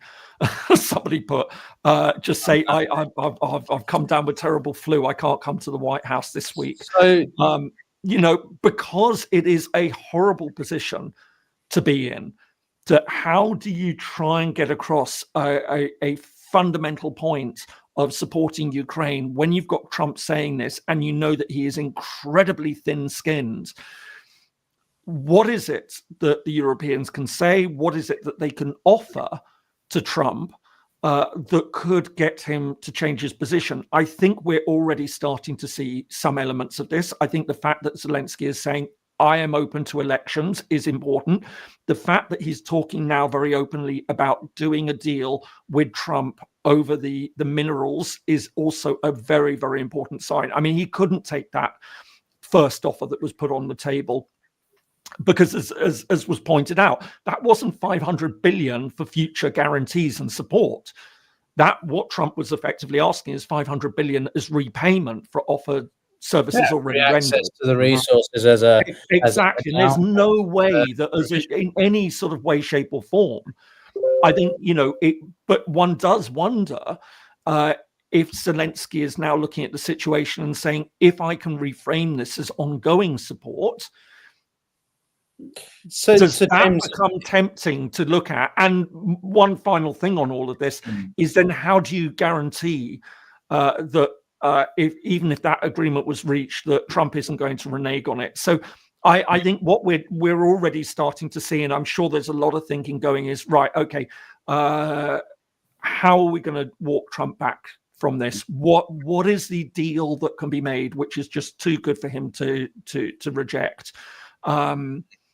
Yeah, a couple of things on this, because I think, again, I'm not pretending to be a diplomat with extensive years of experience, but I could tell you from working in the UN for even a couple of years, including in Africa, like the amount of appreciation you quickly become to have for people who are at the senior levels doing, backdoor diplomacy. So when Iran and the United States about a year ago were meeting in the early days of the war in Gaza and Israel's campaign there, they were being held by Oman, and you literally had the two delegations in two separate rooms, and the Omanians, if that's the right word, were running between. It's literally shuttle diplomacy with bits of paper. Of diplomacy in many ways hasn't really actually changed in 200 years, despite technology, despite everything. It's as much about the personal relationships of the people in the room as it is with all the media and everything about. That's why I think whenever we make statements and claims about all sorts of things that we believe to be the case, we have literally no idea the sheer extent to what is going on behind closed doors, and why it's the second oldest profession after. Well, I'll let you figure that out, audience. But it's insane. I think the complexities of diplomacy. So, but it also takes a huge amount of preparation, and it takes a lot of tact, a lot of skill, a lot of finessing, strategic thinking, knowing, what the bottom line positions of the sides are going to be, what could possibly be acceptable, and one of the things, as somebody who sort of teaches conflict management, negotiation, mediation theory, and having been in practice seeing it, it's also about understanding what sort of gambits you make to open. And sort of people say, you start off with extreme positions. And I've always argued, no, you don't start off with extreme positions, because you drive people away. You start off with the most extreme realistic position. The one that you're really pushing the boundaries, but it's still within the realms of what one side is going to. You don't expect it to take it, but you're not. Put it this way: you don't insult them. You don't make an offer that's so low. And this is, I think, what Trump did with the minerals. But knowing that Ukraine can't just walk away from this in quite the same way. But it will have done a lot of harm to goodwill that could have been, if he'd come in with an offer that said, listen, we want those minerals, we feel they're incredibly important, we've provided you with a lot of support, and if you want that ongoing support, then these are what we're looking for.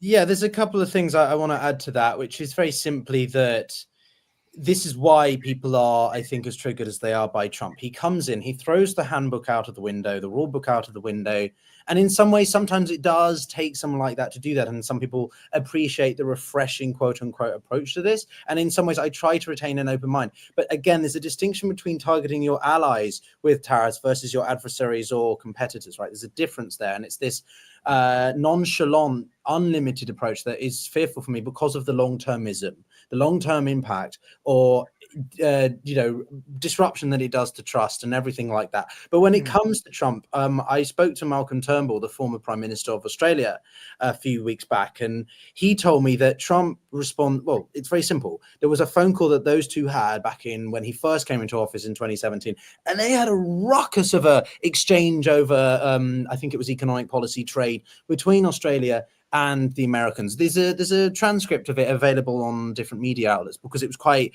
a popular sort of a story piece. But the point he was making is that Trump responds to strength, not weakness. And so to bring this to the relevancy of Europe and France, to be honest, James, I have more hope for Macron than I do for Starmer.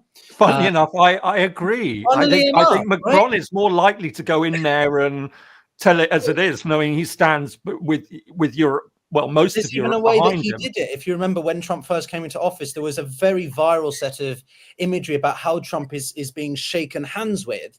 And the way that Trump does it, I mean, you can overread lots of things, but it's sort of Trump has this habit of keeping his arm close to his torso, and then he pulls people towards him, and that makes them stumble. And that, but basically, it's a power projection.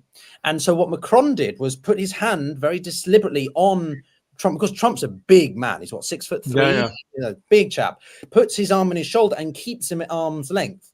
And it was a way to ensure that the optics of that handshake remain such. Now, I am quite skeptical of what deliverables or what persuasions Sir Keir Starmer can produce. Mainly because the difference is that the UK, by leaving the European Union, lost that power projection in a way that France hasn't. And I'm not defending Macron and everything, but Macron has tried to position himself as the sort of moral and strategic arbiter of European identity, whatever, you know what I mean, a place in the world. So I don't have much hope for either of them. I think the fact that they didn't include, as with every president, you've got a set of heads of state that you ring when you're first, elected, right? Every head of state does this, and it's very symbolic of the people that you choose to speak to.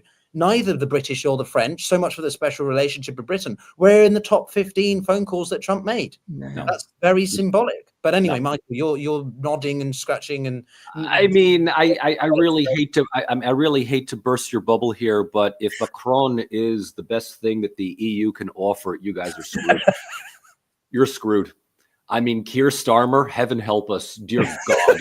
Keir Starmer, are you nuts? I mean, honestly, the Jaguar of prime ministers, the Jaguar, the car, not the beast. 270 days out of 365 in the shop, but it's expensive. I mean, that's Starmer. Macron, look, you just said it right here, right now. Trump respects strength. Treat Trump like a malignant narcissist. That's who he is. He's a narcissist.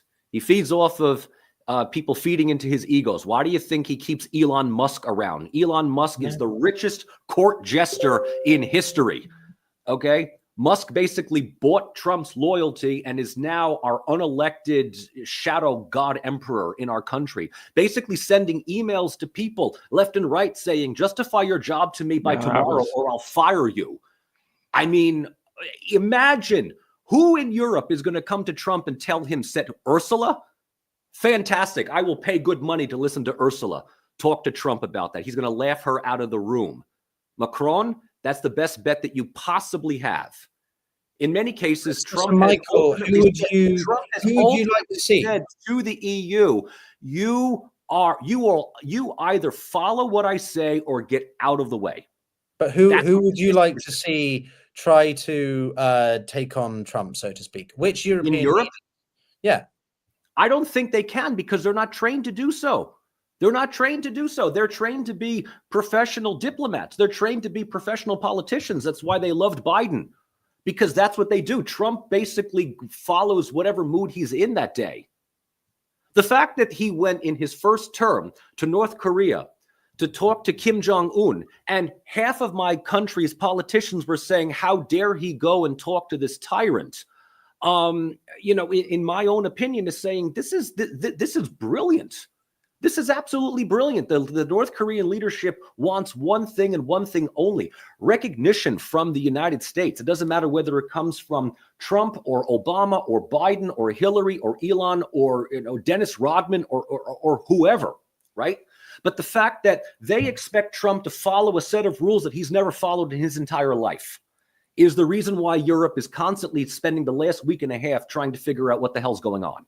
But Michael, I disagree with you there. I think that there's a distinction between, I disagree with some of it. I think there's a distinction between wanting to stand up and be assertive with Trump versus just sort of not being a decent leader or whatever, right? There's a way to handle Trump. Mm-hmm. And is there any politician that has done it particularly well? No, I don't particularly like Trudeau's sycophantic running to Mar-a-Lago before to try and get, good terms and all playing sucky-uppy to Trump's ass.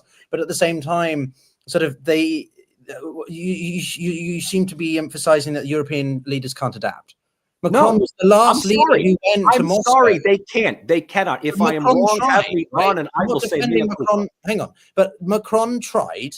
There was a post on Twitter 2-3 days ago, which really pissed me off. And again, it's relative. Do I like Macron in every single way? No, but it's not fair to say that no European leader didn't try. Macron was there 2 weeks before the full-scale invasion tried. He was sitting at that stupidly long table, and he was there. He also he was the final Western leader to keep diplomatic communications over for whatever purpose that may serve. But he was trying, and Putin didn't want to try. So to say simply that European leaders don't have a backbone, I don't agree with. Does more leaders need a backbone? Yes, but I don't think it's fair to say that no European leader has attempted to try to leverage. The problem is France is a tiny nation versus America. So yeah, I mean, I think again, I mean, it's reminiscent of the conversation we had last time. I think in some ways, what we need to be thinking about is, okay, so you've got how do you handle Trump, but it's about strategic. You know that Trump is for the deal. What is it that Europe can offer that would be better than what Trump thinks he's going to get from 500,000 Russia? Population, a bigger economy than the United States. All of these things, but how? I mean, that's just figures. What is it in real specific terms that the Europeans? What is it that, reading Trump, they think they want? So look, if it's about the strongman argument, is it if Trump favors Putin because he just admires Putin as a stronger leader? All right, you can go in and try and pretend to be the stronger leader and everything like that, but that's not really going to change things. If that is the ultimate driving force behind Trump, then we're in a lot of trouble. If we take the position that that isn't, and Trump really is about trying to force through the deal, what is it that Europe can be thinking, right, what can we offer him? And that puts Europe in a very, very difficult position in another way, because it's thinking, how much does it really value Ukraine as compared with other things that it could possibly offer Trump, which would make it too good a deal to give up on Europe and European security? And then you start getting into some very, very difficult territory to do with potentially agriculture, pharmaceuticals. There's that trade deal. And, part of me wonders if that's a huge thing to be putting across, that Trump couldn't turn down, but could Europeans really make that offer? And is there, is Ukraine worth it? I'd say it actually goes beyond that, is the whole nature of that transatlantic relationship. And there will be those who will just say, no, this is too much, to offer Trump. But is this the sort of thing that, if you're really going to break it down, so you can go into White House and you can say, we're dealing with Trump, who's a malignant narcissist, we have to play up to him. He'll just dismiss it. unless, I mean, he might love the flattery, but he's still not going to be sort of looking at this as, stronger. So as I say, I think you then start getting into what is it, the hard offer that Europe can be making to him. And that, I'm sure, is the nature of conversations. Well, if it isn't being had, then it desperately needs to be had, about what is it that they're going to be putting on the table, and really working out what becomes too good for Trump to be able to turn down, to not move over to the dark side. I want to pivot back to you, Michael, because I know I sort of interjected a bit sooner there, but I would make one distinction here, which I think is, I interview a lot of people from around the world, and a country that I cover a lot, I think, because it's got such a unique position and only going to be more relevant, is India. Its strategic autonomy, its ability to be transactional, have decent relations with the Russians, with China. Well, China is nuanced. Well, it's all nuanced, but and then America as well, right? But the most recent gentleman that I interviewed, he said very much simply that I care about India and its own self-interest, and India, prospering. And that's the same here. Very simply, I want Europe to prosper as a European. I want Europe to be successful. But it's so much more complicated, I think, because we always talk about Europe as a collective monolith, but it's a continent of 40 different nations, of which some have hugely different cultural and economic interests or whatever. So there are conflictions here, and I think that at the end of the day, if we want Europe to go, I want Europe to be more staunchly defiant in the face of Trump, but at the same time, we need a collective idea of how we're going to navigate this period, because transatlanticism is on life support. Europe does need, more than ever and since the post-Second World War period, to be self-sustaining, self-sufficient in so many different avenues. So I don't know, Michael, as the Yank of the show, what should we be doing? Or I don't know. I'll pass it back to you, because I'm sure you. I mean, go back to James's, either or scenario here is that either Europe gets Trump to become more reasonable and include them in the negotiating process, or they cut America loose, realizing that America has cut them loose. And the big question is, if you want Europe, and here I will give Macron credit for this, because he has said on a number of cases, again, thinking that Macron can somehow persuade Trump to think otherwise is a fool's errand.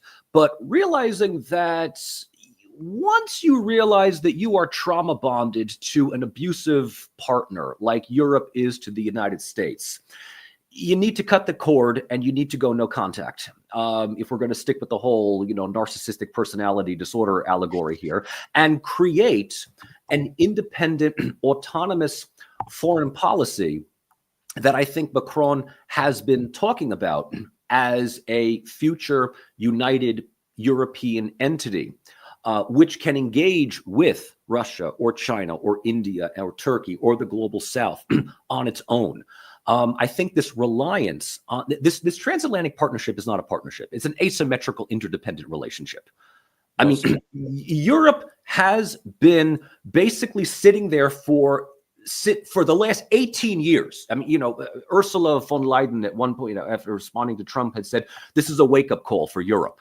I'm like, lady, the wake-up call was in 2007 when Putin gave his talk at the Munich Security Conference, and you dismissed him as some Mongol Oriental barbarian who dares to speak out against the transatlantic New World Order. And here you are now wondering, why aren't we invited to the negotiating table? Russia basically has said, you had your opportunity multiple times. You lost all credibility to be at the table. Sorry, the big boys are now going to be talking. If there's anything that falls to the ground, you might be able to lop that up. So if Europe, if you believe, and I absolutely agree with you, that if Europe wants some kind of relevance in this new multipolar world with India and China and Russia and the United States, it absolutely positively needs to look at Trump and say, yeah, this is a wake-up call. And don't think that things are going to get back to normal when, let's say, a Democrat gets elected in the next 4 years, because that's highly unlikely that it will. What if Vance gets elected? What if another Republican gets elected? You're going to sit there waiting for my country? I hate to be the American in the room here to tell you, but as the American, you are in an abusive relationship with us. Okay, cut the cord. Cut the Right, I'm cord. gonna drink to that then. You are trauma bonded to the United States. So cut the cord and decide you need an independent way forward here.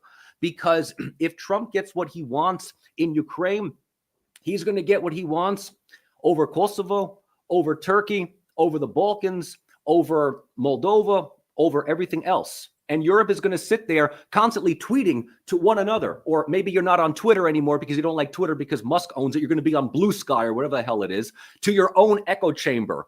This is not right. This is against international law. So, Trump is we talked about reading the room.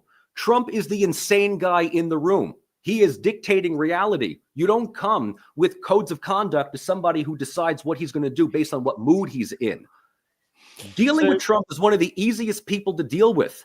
If you understand that the guy has an enormous ego complex, plus his big sidekick is Elon Musk. For God's sake, I've already seen the memes coming out where Musk is like the Grima Wormtongue in, Two Towers here, whatever. You play into their ego. For Trump, it's pretty simple.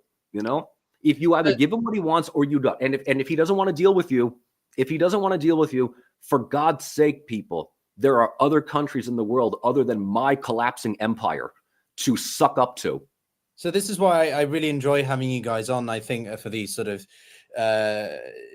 three-way conversations, because I agree with you, Mike, almost. No, I do very much. You say it as it is, which is that, well, I do think that there was an aspect of altruism to why the Americans want to support Europe, because it benefits them ideologically. But first and foremost, it benefits America's interests. It does us right? More than you guys. Yeah, I'm trying to show you. right?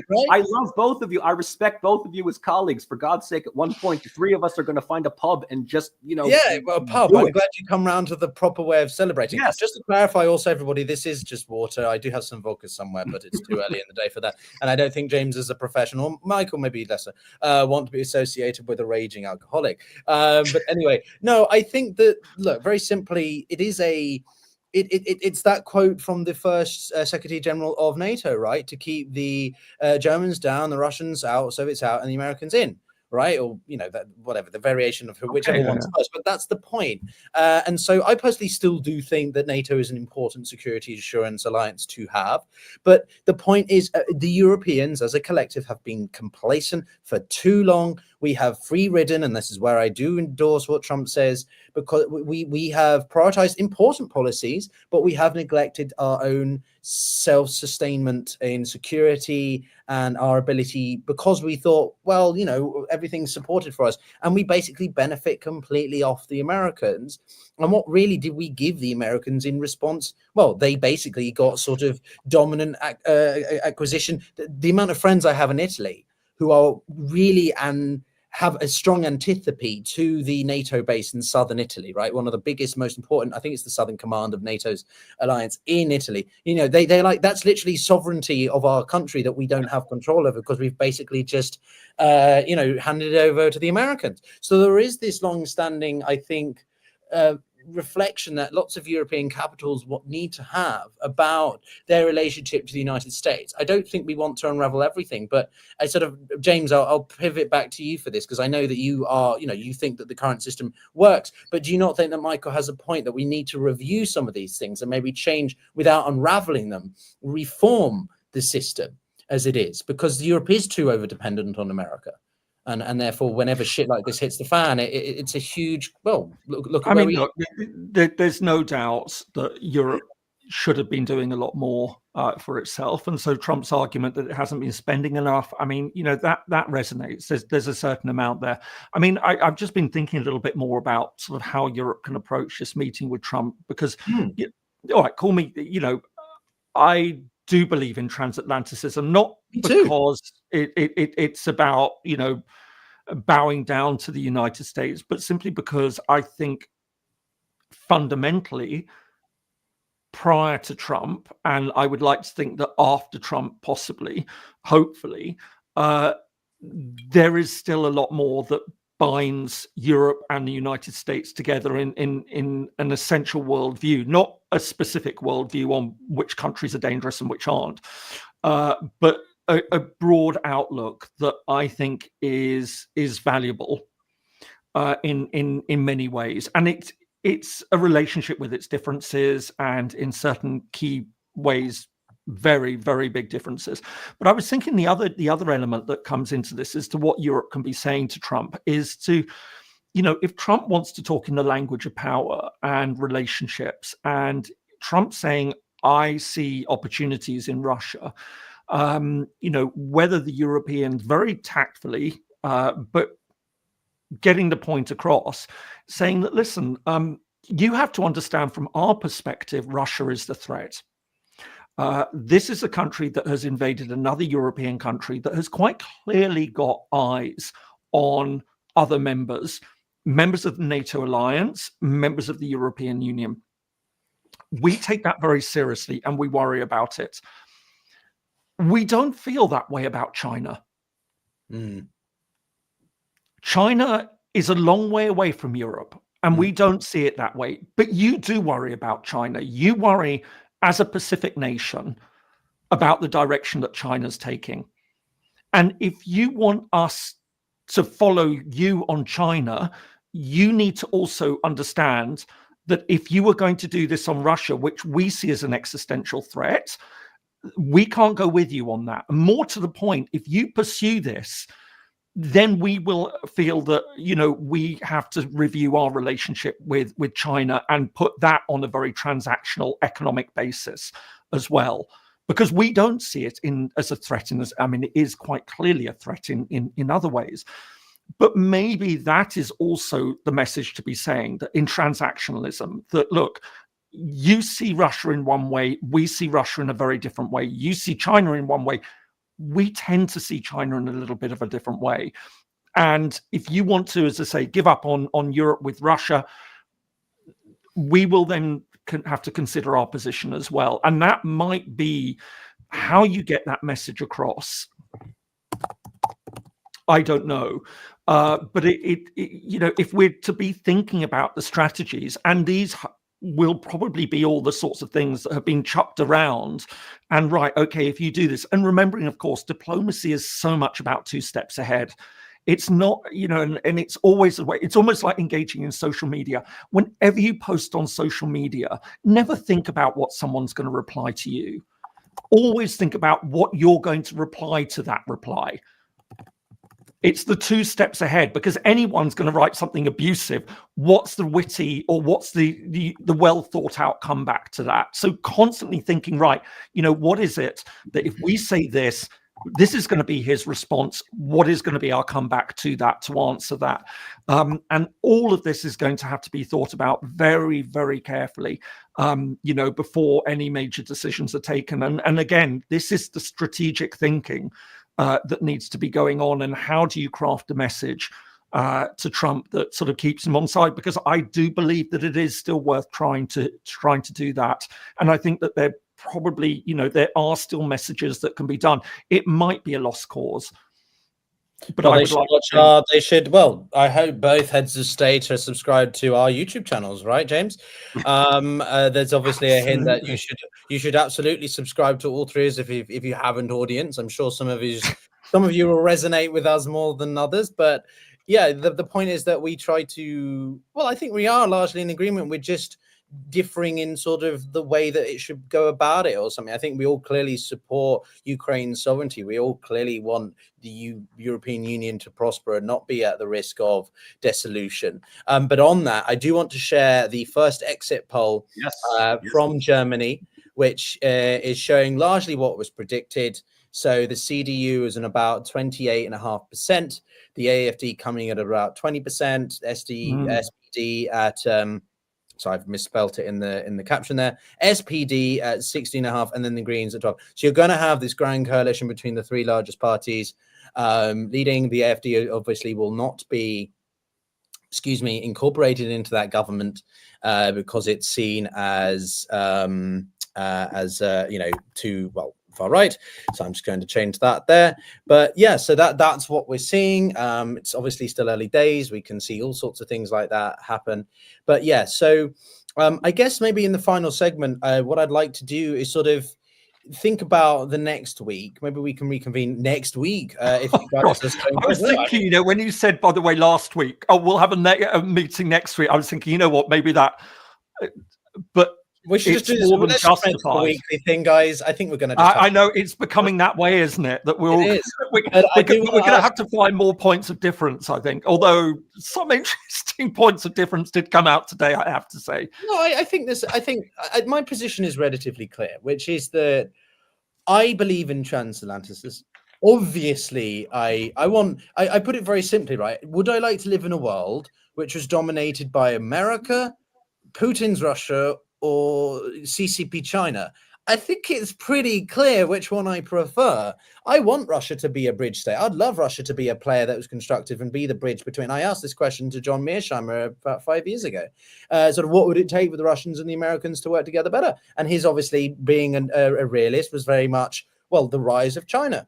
But, you know, the thing is, I will and cannot stand by Putin. And that's not me being anti-Russian. My father is, well, from Novosibirsk, and he can't stand Putin either. So it's very simple for me. If we want to see any cooperation of this form occur, Putin is the singular biggest thing. As long as he's in power, I cannot guarantee that there won't be a repeat of what's happening in Ukraine in 5 years' time if there's a remilitarization.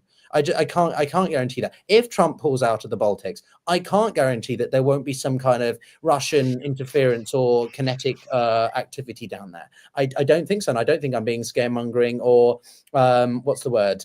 Disingenuous when I make such a statement. But on this point, James, you mentioned China, and there was one question from one viewer that I noted and saved because I wanted to sort of put it to both of you, which is why is China staying silent in all of this? Sport Rivalry, I thought, made quite an interesting point. China is being relatively, for China, quite quiet. If it's obviously to do with Taiwan, then they obviously make responses to Trump's provocations around there. But I don't know. Where is China in all of this, guys, vis-a-vis Europe and the bigger, great power politics of it all? Michael, I don't know. You seem you want to go. It's very simple. I mean, China's foreign policy up till now has been pretty predictable. They're very quiet. They tend to be neutral. They do not get themselves involved in anything that does not involve their immediate territorial waters or Taiwan. As far as China is concerned about the Ukraine crisis, they have, like every Central Asian country that is, you know, I'm here in Uzbekistan. They've issued one statement 3 years ago, which was, we see what is happening. We recognize what is happening. We are not getting ourselves involved. Call us when the crisis is over and we'll figure it all out. And that's it. End of story. China is under no reason to embargo Russia, sanction Russia. I mean, the two countries have become, if anything, closer in the last 3 years than anything else. So China is doing what it has done pretty much for as long as I can remember. It's remaining quiet where it feels like it does not involve itself. It's not concerned, and that's the end of it. James? Yeah, I look, I mean, there's been a dramatic change in Chinese foreign policy over the past 20 or 30 years.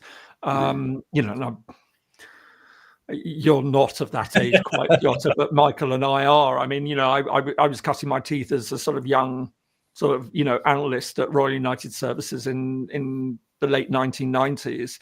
And China then was a very, very different country in terms of its world engagement. And a lot of people have forgotten that or don't even remember it. It has cast by far the fewest number of vetoes in the Security Council. And Michael was absolutely right. Traditionally, the Chinese position has been don't encroach on issues which are our national interest and directly. And it used to define national interest very, very narrowly. And we won't do the same with you. It's opened up a lot. The fact that it's now a major contributor to UN peacekeeping is incredible. We've also seen the way that it's reaching out to the world. It's using debt diplomacy, for example, in a very, very aggressive way. And some would say in a very sort of new neo-colonial manner, which is sort of rather interesting. And there's an argument to be argued that maybe that's exactly what it's doing with Russia, and seeing this as an opportunity to extend its influence. And also, I mean, and some would also argue that China has also been an arch legalist traditionally as well. I think that is breaking down. If it suits them. Well, I mean, yes and no. I mean, again, it was very much tied into that.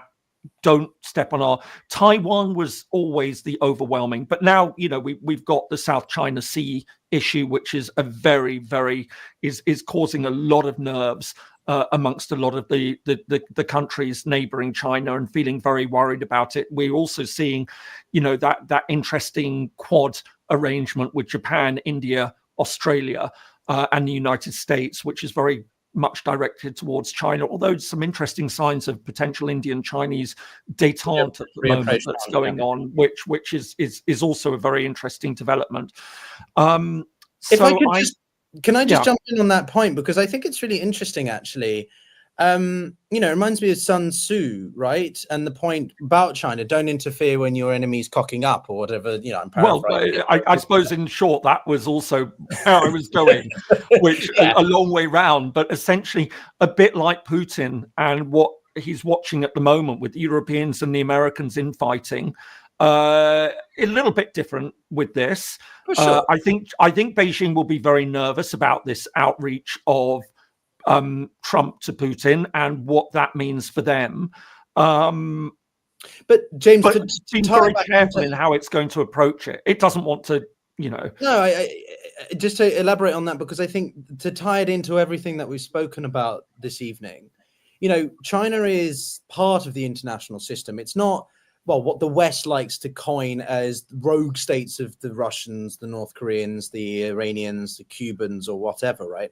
China is very much in the economic system, and therefore, sort of when the Economist is putting the 4 heads of state on their cover and saying the new autocratic axis, it's a bit because China is obviously like that, but they don't want the Russians and the North Koreans signing strategic partnerships because it puts more spotlight on the Eastern Asia theater, where they don't want it. They want it to be on Ukraine, on Africa, on other parts, because they're happy to work in the background. And the other thing that I think is also very symbolic of this is that the Chinese are really good at long-termism in the way that the West isn't, at least because we have these, talk about it, democratic cycles, but because we have the democratic cycles, it doesn't allow us to have consistency across policymaking. And therefore, that is harder to sort of deal with in the West in terms of all the opinions and stuff. The Chinese, they just set. And they're very good at just setting. And as you say, the reapproachment with India is a fascinating development. But I still wonder how far it goes. And this is the last point before I hand it back to you both, which is that the Chinese don't have an alliance network. People want to do business. My Indian guest said it very bluntly. People want to do business with China, but they don't trust China, which I think is, again, I'm not trying to be anti-China or something too much, but it's kind of true. How many defense pacts, how many strategic partners, how many alliances, joint declarations of alliance are there with China? I don't know any. The Americans have tons, right? The biggest strategical shift that I can remember of China in recent memory was the defense pact that they signed with the Solomon Islands about 2 years ago. Okay. How much have the Americans done in that? And then again, I'm saying that could all blow up after what Trump's doing. But you know what I mean? I think there's so much here that China has all that capacity, but they don't seem to be able to export it very well to bring people closer to their own circle. I don't know. Well, I can tell you, at least as far as the here in Central Asia, the perception of China is that they come with money and they come with economic agreements, but there's not really that sense of friendship that you would find. So it's very close to what you were saying, is that we'll do business with China, but we don't trust China, because when China agrees to economic agreements with Central Asian countries, and Tajikistan is a really good example of this, China will import its own workers. They'll import their own planners, their own engineers. This is not a bilateral relation. This is Tajikistan effectively ceding territory over to some business venture in China for them to control all on their own. And so when Central Asian countries like Kazakhstan, Uzbekistan, Kyrgyzstan, the 3 big ones are called into question here, it's ultimately Russia or China The United States has always been a third wheel, a Johnny-come-lately, a cosmetic person within the major capitals. And at the end of the day, the understanding is that, if we can get China to ally with the United States against Russia, or get Russia to side with the United States or the West against China, I mean, I really don't know what experts are, why they would call themselves that, because first of all, Russia and China get along phenomenally well. But secondly, this understanding within this area of the former Soviet Union is that the United States does provide a significant amount of soft power as far as consumerism and pop culture. But China does all of the hard industry, the hard industrial, the hard construction. And at the end of the day, Russia is always there to be the bigger brother to kind of blunt that Chinese element to it. Central Asians will still trust Russians more than they trust the Chinese. And it might be Soviet era legacies. It might be the fact that there is a large amount of migrant labor work within the stands within Russia. But to your point, right, China is sort of seen as this country that has its own interests and makes a lot of political elites in these countries rich, but it doesn't do much for furthering the welfare of the general population. I can tell you this much, is that China's economic influence is exponentially bigger than that of the United States, but English next to Russian is the language that everybody is learning to speak. Very few people are studying Mandarin. Interesting. All right. Well, I mean, we have, I think, skittered across the globe as we always do. I think it's quite an achievement amongst us three that I'm just impressed by how much we all know, to be honest with you. But I'm not answering for myself, but these two gentlemen. I guess maybe we should. Yeah, exactly. Michael, we're not sure about. But, look, there's a lot of information, but unfortunately, I think we are dealing with an incredibly confusing situation. I mean, there's lots of ifs, whys, buts that I think this evening's conversation hopefully has raised, and there will be decision makers and strategic thinkers in the foreign ministries desperately trying to play through all of this as well. I mean, so hopefully if people say, well, we haven't provided answers, well, we're just three YouTubers. What do we know? I'm kidding. We know lots. I think we know. Tune in next week. Yeah, right. What I was going to do, actually. I was just bringing up your channel, Mr. Professor James ker-lindsay. So hang on, everybody. But yeah, so I don't know. Maybe where should we leave it? I guess. What would you encourage viewers from your channel, from either of our channels, to watch out for? Maybe Michael, if we start with you, and then James will come to you, and I'll share each person's respective channel whilst you share your final thoughts. I mean, all I can say is, in addition to ditto for what James had just said, as soon as there is something else that comes out of either Russia's Ministry of Foreign Affairs or the Kremlin, I will post it on my YouTube channel. Yeah. I was a bit busy this past week with statements from Lavrov, as well as, an interview that Putin had given to a couple of journalists. No official statement just yet regarding when Trump and Putin will meet. I do believe, if the radio chatter is correct, that Trump was invited to Moscow for the 80th anniversary of Victory Day, which would be a major diplomatic and symbolic presence within the country. I'm sure that critics are going to be beside themselves that he would be standing next to Putin. But if that is the time that they finally meet, I would be very, I sincere. Well, it's May. It's the end of the semester, just before papers are being graded. So I'll be busy translating videos. If there's anything coming. Yeah. But as you can see, everybody, so Michael does do incredible work. Fantastic. And the physical, those.